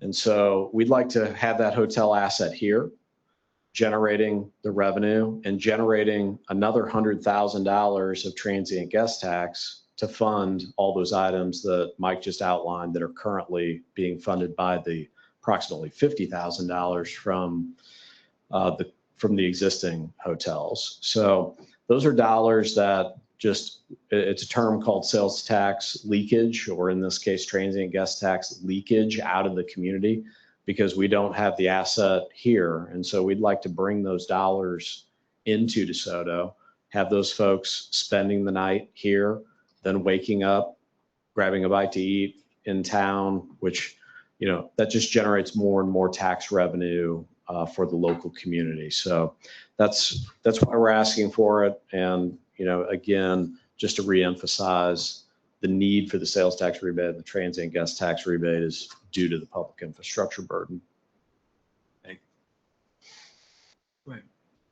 Another quick question. Had there been a service level impact review done or analysis for that area with all the additional flow that would happen? Like a traffic study? Yeah, something like that, yeah. Not yet. That'll be, we'll have to do that with our road improvement package.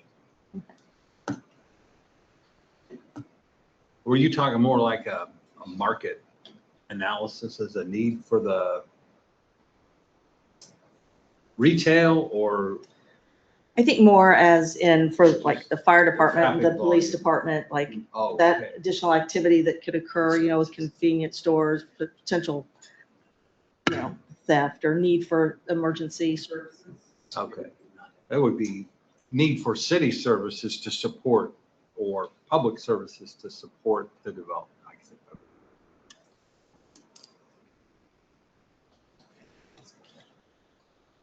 think. Okay. Thoughts? What direction would we like to give staff and the development team? I knew if I let you go again, you'd say what I was going to say. I'm okay. Okay. One more thing I think is, sorry, but I don't think it's necessarily fair to have one developer fund an entire intersection improvement, roadway improvement. It's going to benefit many more residents and businesses besides just themselves. I think it's kind of, true, they're the immediate users of it, but long-term, I think that's something that benefits both sides of 95th Street, the new developments that will be west of there. And so I don't think that we should ask them to fund that entirely, but I also don't think that we should be getting that other 25% of TIF, sales tax rebate, transient guest tax rebate, and all those things. So I think that it's both fair to the developer to not have them pay for that, especially given what we talked about earlier with the need to fund that anyway, perhaps with grants or KDOT. So I just wanted to point that out, that I think it's right to have one or individual fund something that's for benefit of everyone.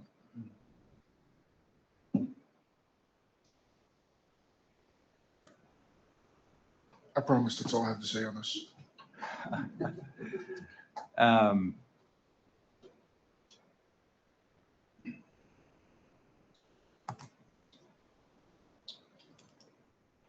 So I guess I don't know what direction we're giving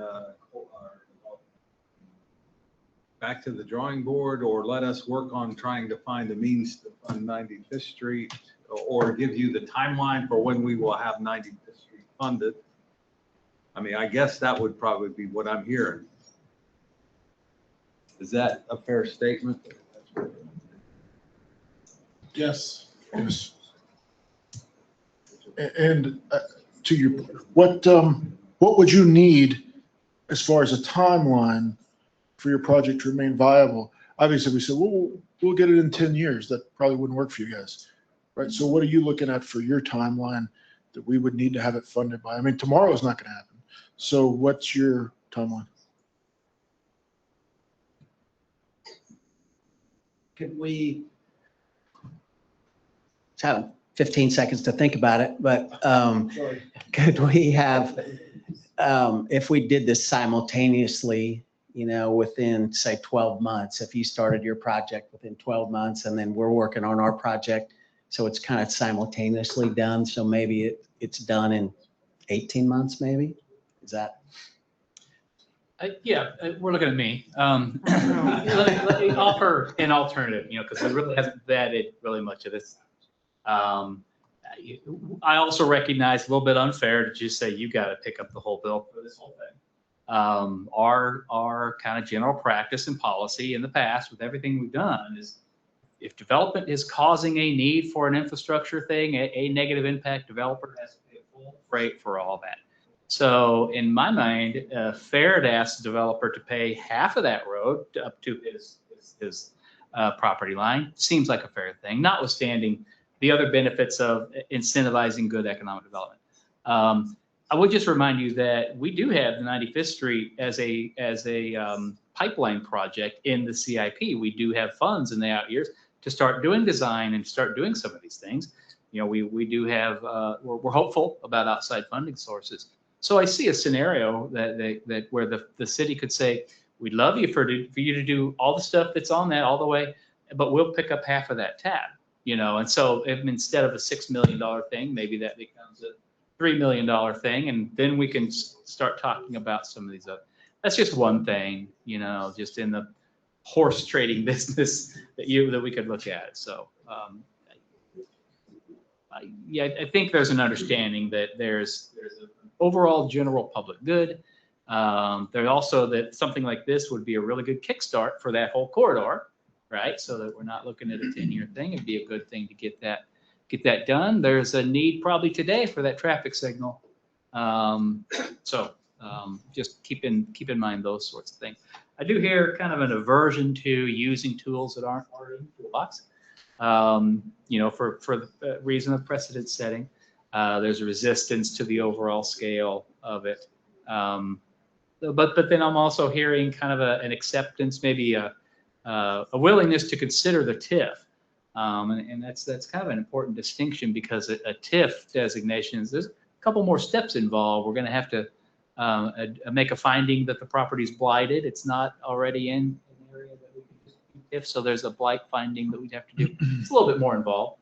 The school district and the county have veto options on TIF districts, so that would be part of the whole discussion too. So those are the things I'm hearing, and I think some avenues that I think we can work and to find middle ground on a project that I don't hear any objections to the project itself.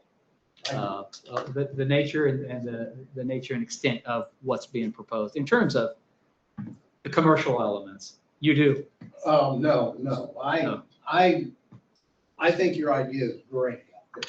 Thanks. And I like the plan, but just like I said, the times are hard for these groups that are asking us to help fund them because they have no funding. And this transient guest tax is what we use this for. I mean, it's for the people that have nothing, and the food pantry, and the DeSoto days, and the Starside Elementary kids getting food. All of these things that are in that help us fund the arts here in town, the different groups that are nonprofit 501c groups that don't make any money. And that is not going to quit. I mean, it's just going to get more as it goes on. They're going to ask for more because things cost more, as we all know. And when you come up with something like this on a transient guest tax, which nobody else has ever asked for, and that drew up a red flag for these groups. And these groups say, hey, what's going to happen to us? Well, what is going to happen to them? They're still going to ask. But that's a very important thing to the city and the community. And as well as all these council members know, and as well as the people of DeSoto know. So, you know, I think there's room for you know, talk and negotiation. I mean, it's a good project, but there's just certain things that stand in the way. And I understand what Zach said about why let you fund the whole bill. You know, I know that's rough, and it's rough on you taking a risk, and I appreciate that. But you know, some things have to be changed, and I don't know where to start here, but you know, I just feel that is not any place to start. But I appreciate your incentive and going from 100 to down to 75. That was a great thing, and a good thing. And I appreciate that. But the only other thing that these other people depend on us for this other thing, and I think that's something we shouldn't go into. Thank you, So Dan. go ahead, man. So I guess circle back with staff. We love your project. We got to figure out a different way to make it happen. Okay. You said perhaps fund half. If you fund half, can that transient guest tax go away? I'm not asking you to put it on the spot. That's not. Yeah, Let's I'm not saying to put it, I'm not trying to put you on the spot, just a thought. Yeah, right. Let's let them go back, think Bounce about. some ideas off each other and see. Can you bring back more than one scenario? Yeah, we can talk with Mike and staff and figure out, you know, what you guys can do. And okay, now we got to figure out what we can do and bounce back and forth. This is a complex scenario, you know, the public improvements, the tools we're considering. This is a good start. This is Really good exactly start. what this is for. You know, there's no no hard feelings, right? Yeah. No one's saying no, no one's saying yes. But it does give staff, you know, the baseline to know where everybody's at, and gives the community a base understanding of what's being considered. Absolutely. I think there's plenty to go with. I'm sorry? I would think at least a month. Yeah, we'll see. how things go. No Yeah. hard timeline on stuff. I don't think was right. There's not. We can circle back with you next week and see what kind of See ideas the we schedule come lined up up. with and you and get together. Thank you for your time. Thank you, Todd. Yeah, thank you. Thank you.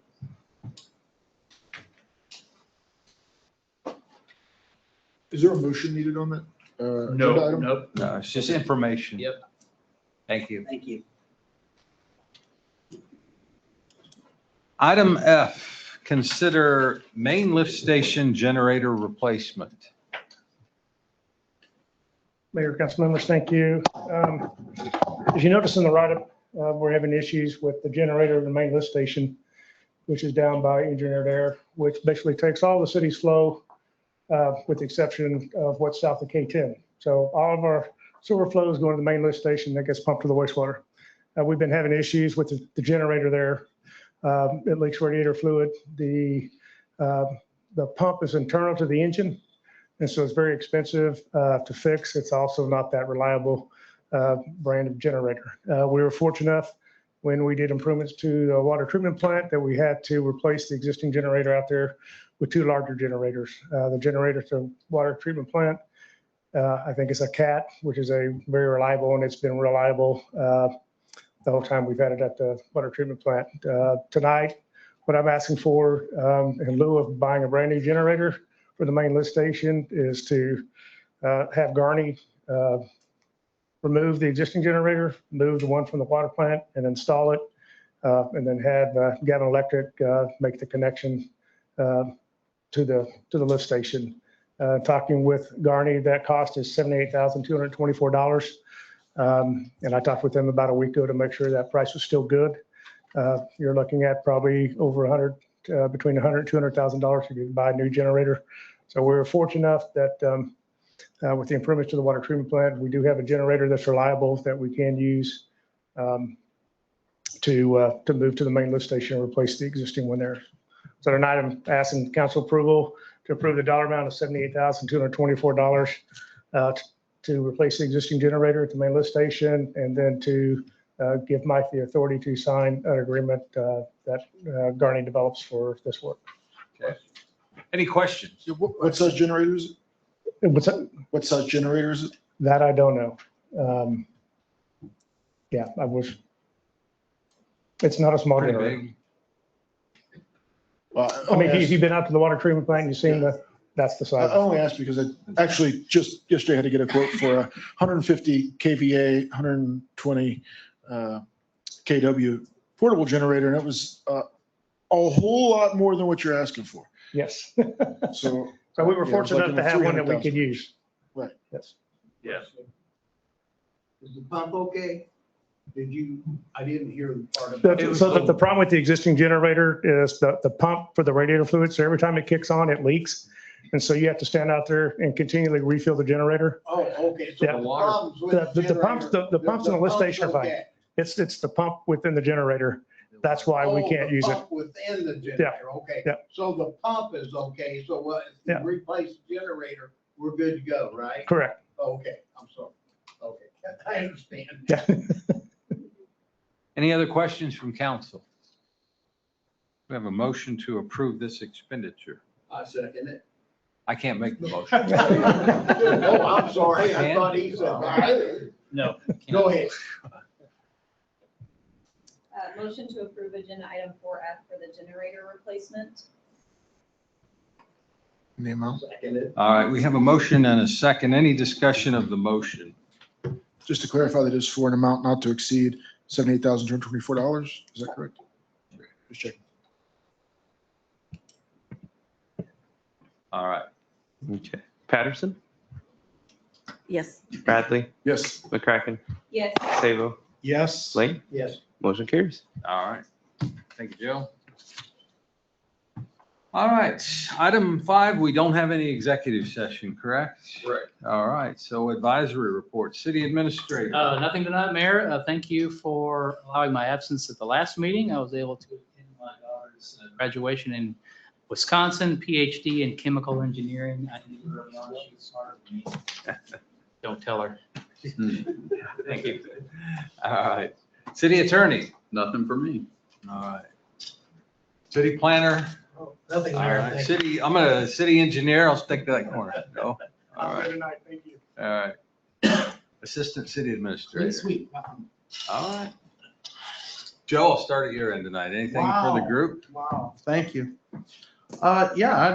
Something small I'd like to bring up. I'd like to talk about and consider how we could possibly have our brush site open. I don't want to steal any thunder, Rhonda, but It's okay. maybe longer hour-wise on the first and third Saturdays, but also a little bit longer into the season. Okay. As our seasons stay warmer into November, when the site closes in October, I'm one of the residents that has a heavily treated area. And still in November, I have 100 bags of leaves to get rid of. And Honey Creek only takes 12 a week. So come March, I still have bags to get rid of. All right. Just asking how we might look at that and what we would need to do to improve service, longer hours. Brandon, is that something you would tackle? Yeah, I could certainly reach out to, I mean, I think it's Joe's area, but I could certainly Joe's, reach out to okay, Martin. I did staffing Yeah. and so forth, so. What about the hours per day? Is that? So right now it's 8 to noon. I'd propose at least another 2 hours into mid-afternoon. Okay. And then my suggestion would be the first and third week into November. Sounds very doable. I'd like to be easy. Thank you, Joe. Anything else? That's it tonight, Mayor. Thank you. Zach? Sorry, I would prefer to be easy, but unfortunately, All right. I don't seem to have that ability. A couple of questions. Well, first, a couple of things. I noted some of the concerns that some of our residents brought up during the citizen comment time. One that was not brought up, but that we did receive paper copy of, was a letter from Sarah Vandekreek at 8175 Ravenswood Lane. I would just like to, if at all possible, have that entered into the record of the meeting. Since she was not able to speak and be recorded, I would hope that we could be able, is that possible to have that entered into the minutes or somehow? I think, yeah, if you just make a motion to do that. Make a motion that we enter that document received from Sarah Vandercreek, 8175 Ravenswood Lane, into the minutes. Second. All right. Any discussion of the motion? All in favor, say aye. Aye. All opposed, same sign. All right. Great, thank you. Well, that was an easy one. Next, I did hear some concerns from people about, with Beal and I think in general, concerns about water source supply and water pollution. And I know that we've had some extensive discussions about that in one-on-one talks. And I was hoping that maybe, Mike, you could explain kind of what you explained to me about the Kansas Water Office marketing program for excess water and the storage fees that they're accruing to store that water in the 4 Corps of Engineers lakes. Sure. With the balloon payment at some point coming up. Yeah. Very legitimate thing to be worried and concerned with, and kind of a big deal. You know, water rights around everywhere is kind of a big deal. So not specific to data centers, but the Kansas River does represent a pretty significant natural resource in the area. And when you want to make use of the draw out of the Kansas River, you have to go to the state and get a water right from the state. The State Water Office maintains reserves in upstream reservoirs for us, Tuttle, Milford, and Perry Lake. They bought these reserves from the Corps of Engineers who constructed those lakes. And essentially, it's an oversimplification, but those reserves could result or are enough to guarantee water flow during a drought of almost 200 million gallons a day. So it's a very rough number. So, for example, DeSoto uses about 1 million gallons of water a day. Our new treatment plants capable of about 8 million gallons of water a day. That's in addition to just the natural stream flow.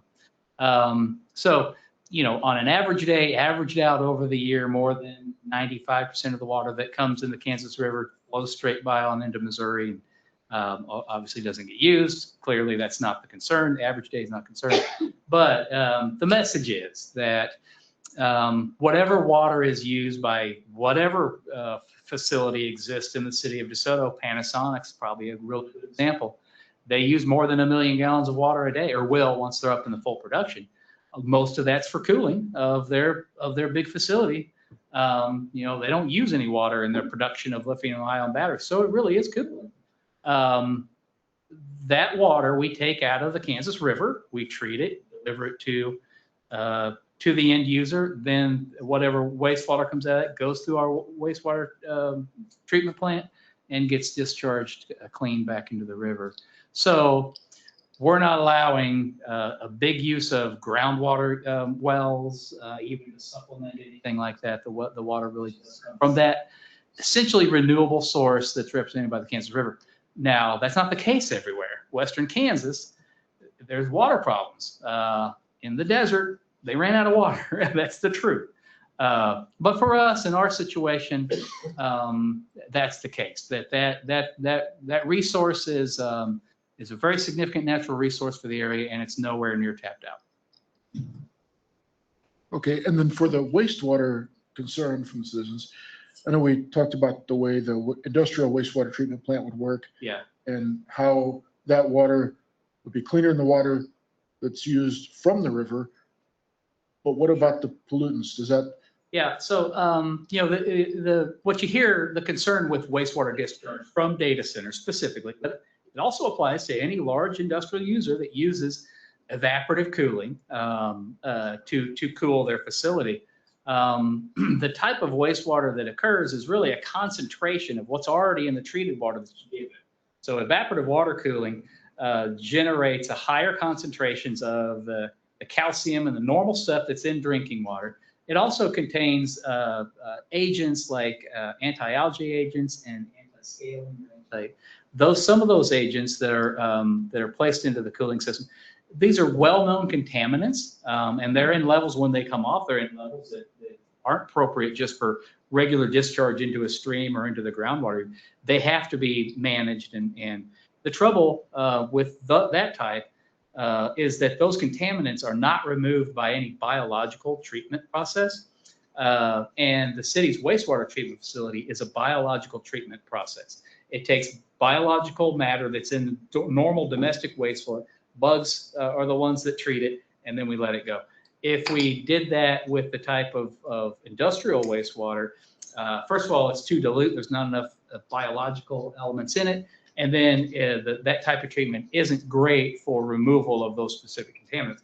So what happens is either on site at the industrial users, they treat their own water through a different type of process. And it's a lot like we do with the water. It's a chemical treatment or mechanical filtration to remove those contaminants to levels that are acceptable for discharge. And again, any large industrial user in the city, we coordinate with them to understand what the constituent load is going to be. We either make sure that can be handled by our existing system, require them to pre-treat, or we may have to build an industrial wastewater treatment facility just to handle that. So there's no exotic sort of contaminants that are contained in data centers or any of these other big users. It's a well-known concern and tried and true methods. We're not cutting any new ground here with the type of technology that we would need to employ. So we have plenty of water available and we have a plan for how to treat anything. Sure. We're not just dumping toxic waste in the ground. Correct. With anything, not just data centers, but with any of our. Yeah, right. Yeah. Budamaki, Panasonic, whatever. Correct. Okay. And then one of the concerns I heard was electricity. So the Evergy path to power, I think is, it's kind of a long path, but just the short version of it, I think is they pay a deposit, it goes to less review. winded. Yeah, less long-winded. Yeah, a year ago, the Kansas Corporation Commission approved a large load tariff specifically for data centers, but the legislation just says anybody using more than 75 megawatts, you have to go through this process where Evergy does a study and they make sure that whatever infrastructure is needed for that specific development is paid for by that development. And also that the development pays a premium. They pay a higher rate than anybody else does. They don't get economic incentive breaks on their power. They pay a higher rate.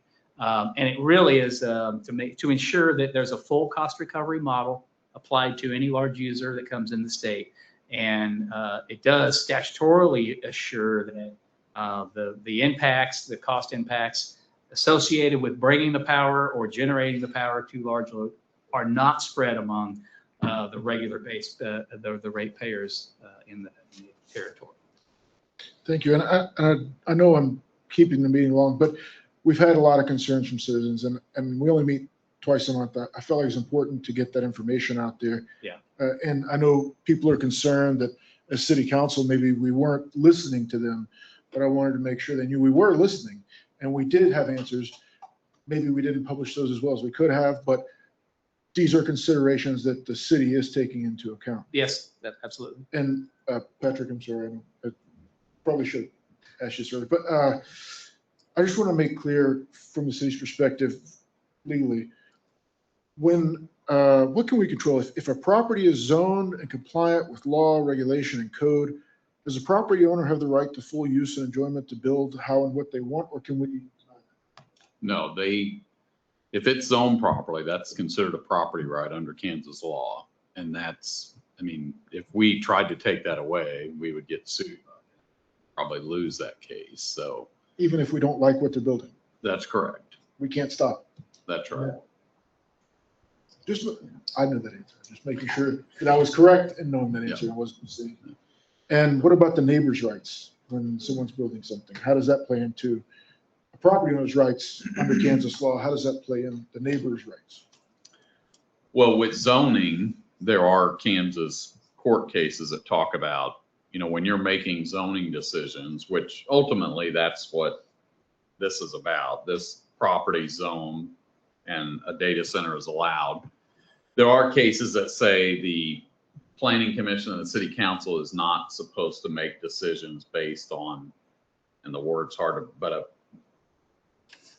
because you have neighbors that are fiercely opposed to that project, that is not your guiding decision-making. Of course, you take that into consideration, but you need to take the entire community benefit into consideration. So, and obviously, neighboring property owners don't have the right to,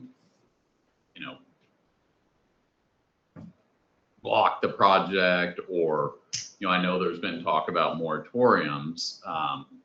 Usually that comes up, and actually we considered it in DeSoto. I mean, this is years and years ago when we had, or I believe we had a shortage of water way back when we considered it. I don't think we ever implemented it, but we were considering a short time because we were concerned about not having sufficient water.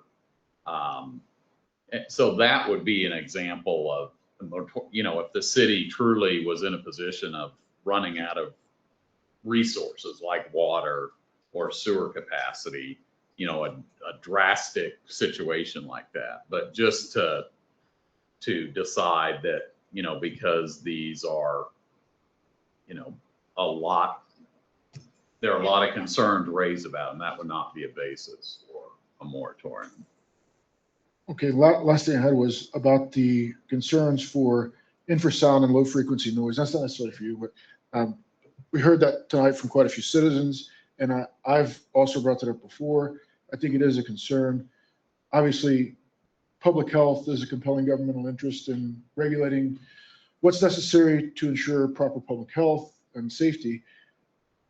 As far as ILFN, what would we need to do? Do we need to have a study? Do we need to get, how do we address that for citizens?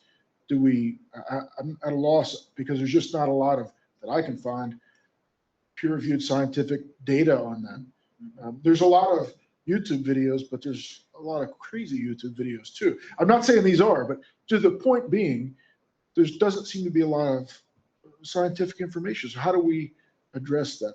And I'm not necessarily asking for an answer, but. Yeah, well, it's good. Okay, I won't give an answer. No, you can give an answer. I'm just saying, like, I don't know that there is an exact one right now. Yeah, you're right. It does appear like a legitimate concern. I mean, there is, as we had a public speaker, there's studies that show that we shouldn't just ignore this. I think some of these things, like when you talk about the noise in general from data centers, technology in the data centers, the cooling technology, the types of things the equipment they use now is third and fourth and fifth generation from the ones that they were using maybe 10 years ago. So there's some of that that might buffer that concern. But when you talk about trying to legislate something that's on the cutting edge of scientific understanding, that's where you are. And so, yeah, you're right to be concerned with this issue that might be emerging. Another thing you can look at is places where these hyperscale data centers have existed for decades and generations. Loudoun County, Virginia is one of them. Is there an increased occurrence of the types of health effects that are caused by this? That could be kind of a meta-analysis. I'm not aware of that sort of thing. So you're right. It's tricky.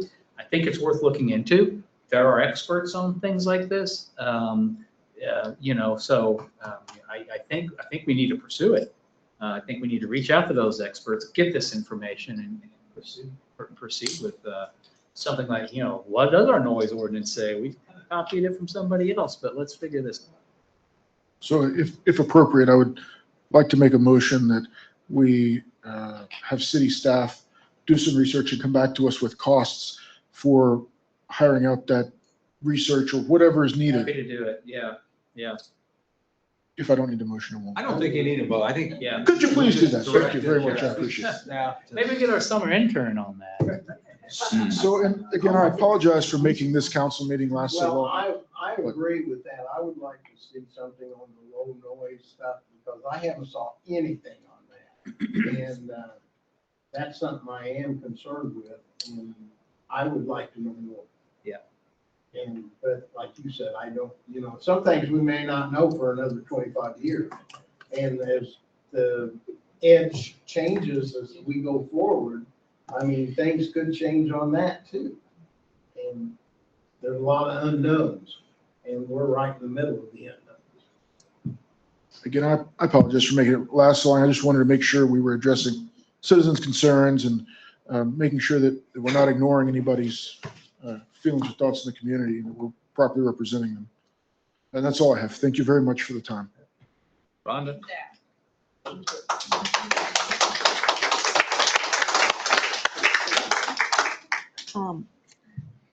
Joe, thanks for bringing up the brush side. Appreciate that. And then, and I was also going to make note of Sarah's information that Tony brought for her to make sure that that was on there. So thank you for that. I also have water rights on here to talk about. So really quick, and then we're at time two. It's been brought to my attention a couple times about the pool chairs. Oh. So if we can look at that. Are they rough shape? Apparently they are. Okay. Sounds like they might be. So if there's a way to check out the pool chairs, get new pool chairs. Will do. With fanning systems in them, I don't know, but anyway, that was smooth cooling, right?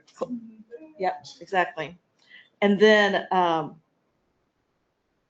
it just had a couple neighbors that mentioned the 83rd and Corliss intersection right there.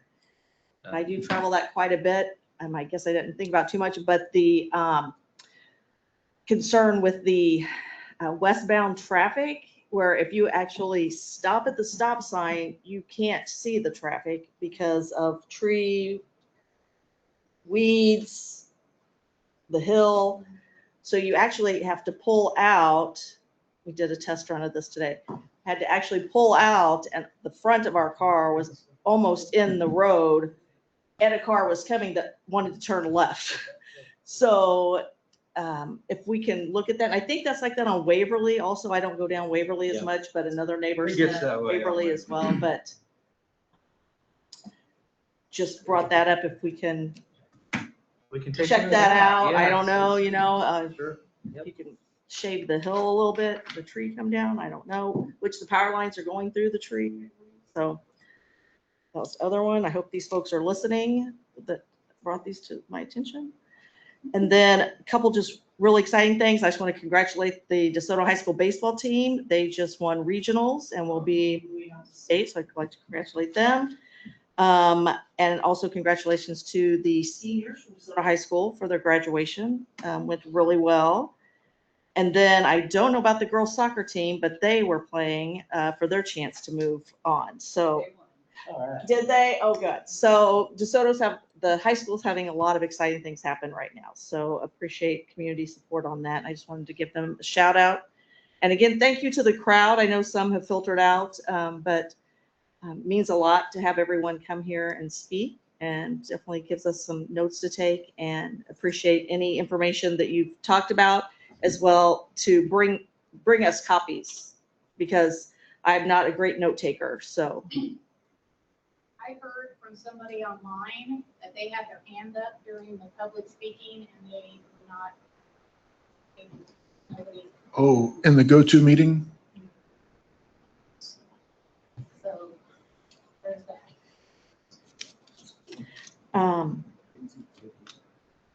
So anyway, just wanted to do some congratulations on that, and then a reminder, I will not be here next Thursday. Thank you. We don't have a meeting next Thursday. I mean, Mm. I mean, the next meeting that we have, I will not be here. Lindsay? Yes, I would just like to thank everyone who came out tonight. We talked a lot about the, showing up and the importance of letting your voice be heard, and there's power in showing up. So thank you all for being here. As well as I would echo, Zach, thanks for bringing up the questions that we hear. That's important to get those out there. Rhonda, thank you for bringing the pool chairs to light. And I don't know about baseball, but I do know the next girls soccer game will be Monday at 6. So if you would like to support the girls soccer team, that's when they play next. So thank you, everyone. Danny? Well, thanks for coming out tonight, and it was enlightening, and heard a lot of good things. And that's all I have, Mayor. All right, thank you. Just a heads up, I'm going to be out of town for a week. So if you need me, catch me a week from today. I'll be back next Friday. Rick, can I interject? I'm sorry. I neglected to introduce our new city intern. Oh. That was part of my report. Dominic grew up here in DeSoto, is a junior at Wichita State, studying political science, interest in city planning. So he is our city management intern, going to be here from now until about mid-August. Be working on some big projects, including the comprehensive plan. So just want to welcome Dominic. I neglected to put that in my report. Welcome, Dominic. Now I'd entertain a motion. One more thing, I also am not going to be present physically for the first meeting in June. Okay. I'll be on vacation Remote. with the family, and we'll be remote. I move we adjourn. Second. All in favor, say aye. Aye. All opposed. All right, we're adjourned.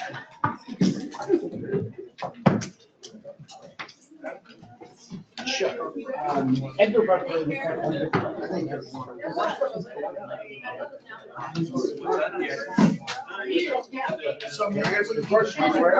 Yes.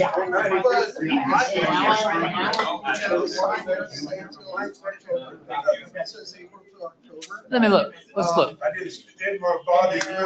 Okay. Well, there wasn't gonna be a blank section. That wasn't the intent. Let me see. Let's see if I can find it. Yeah. But if, so if we could just check how, the later the better. Yeah. Hi, man. Hi, Star. How are you? Hi, fine. How are you? Where's my chili? We'll get there. Take a minute here.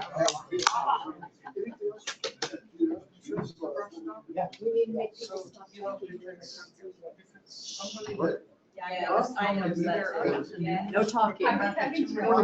Yeah. Yeah, somebody probably needs to say Well, I don't know that we ever really kind of said that if you want to. Yeah. We need to. Yeah, so Okay. the signage is definitely. Yeah, we'll fix it.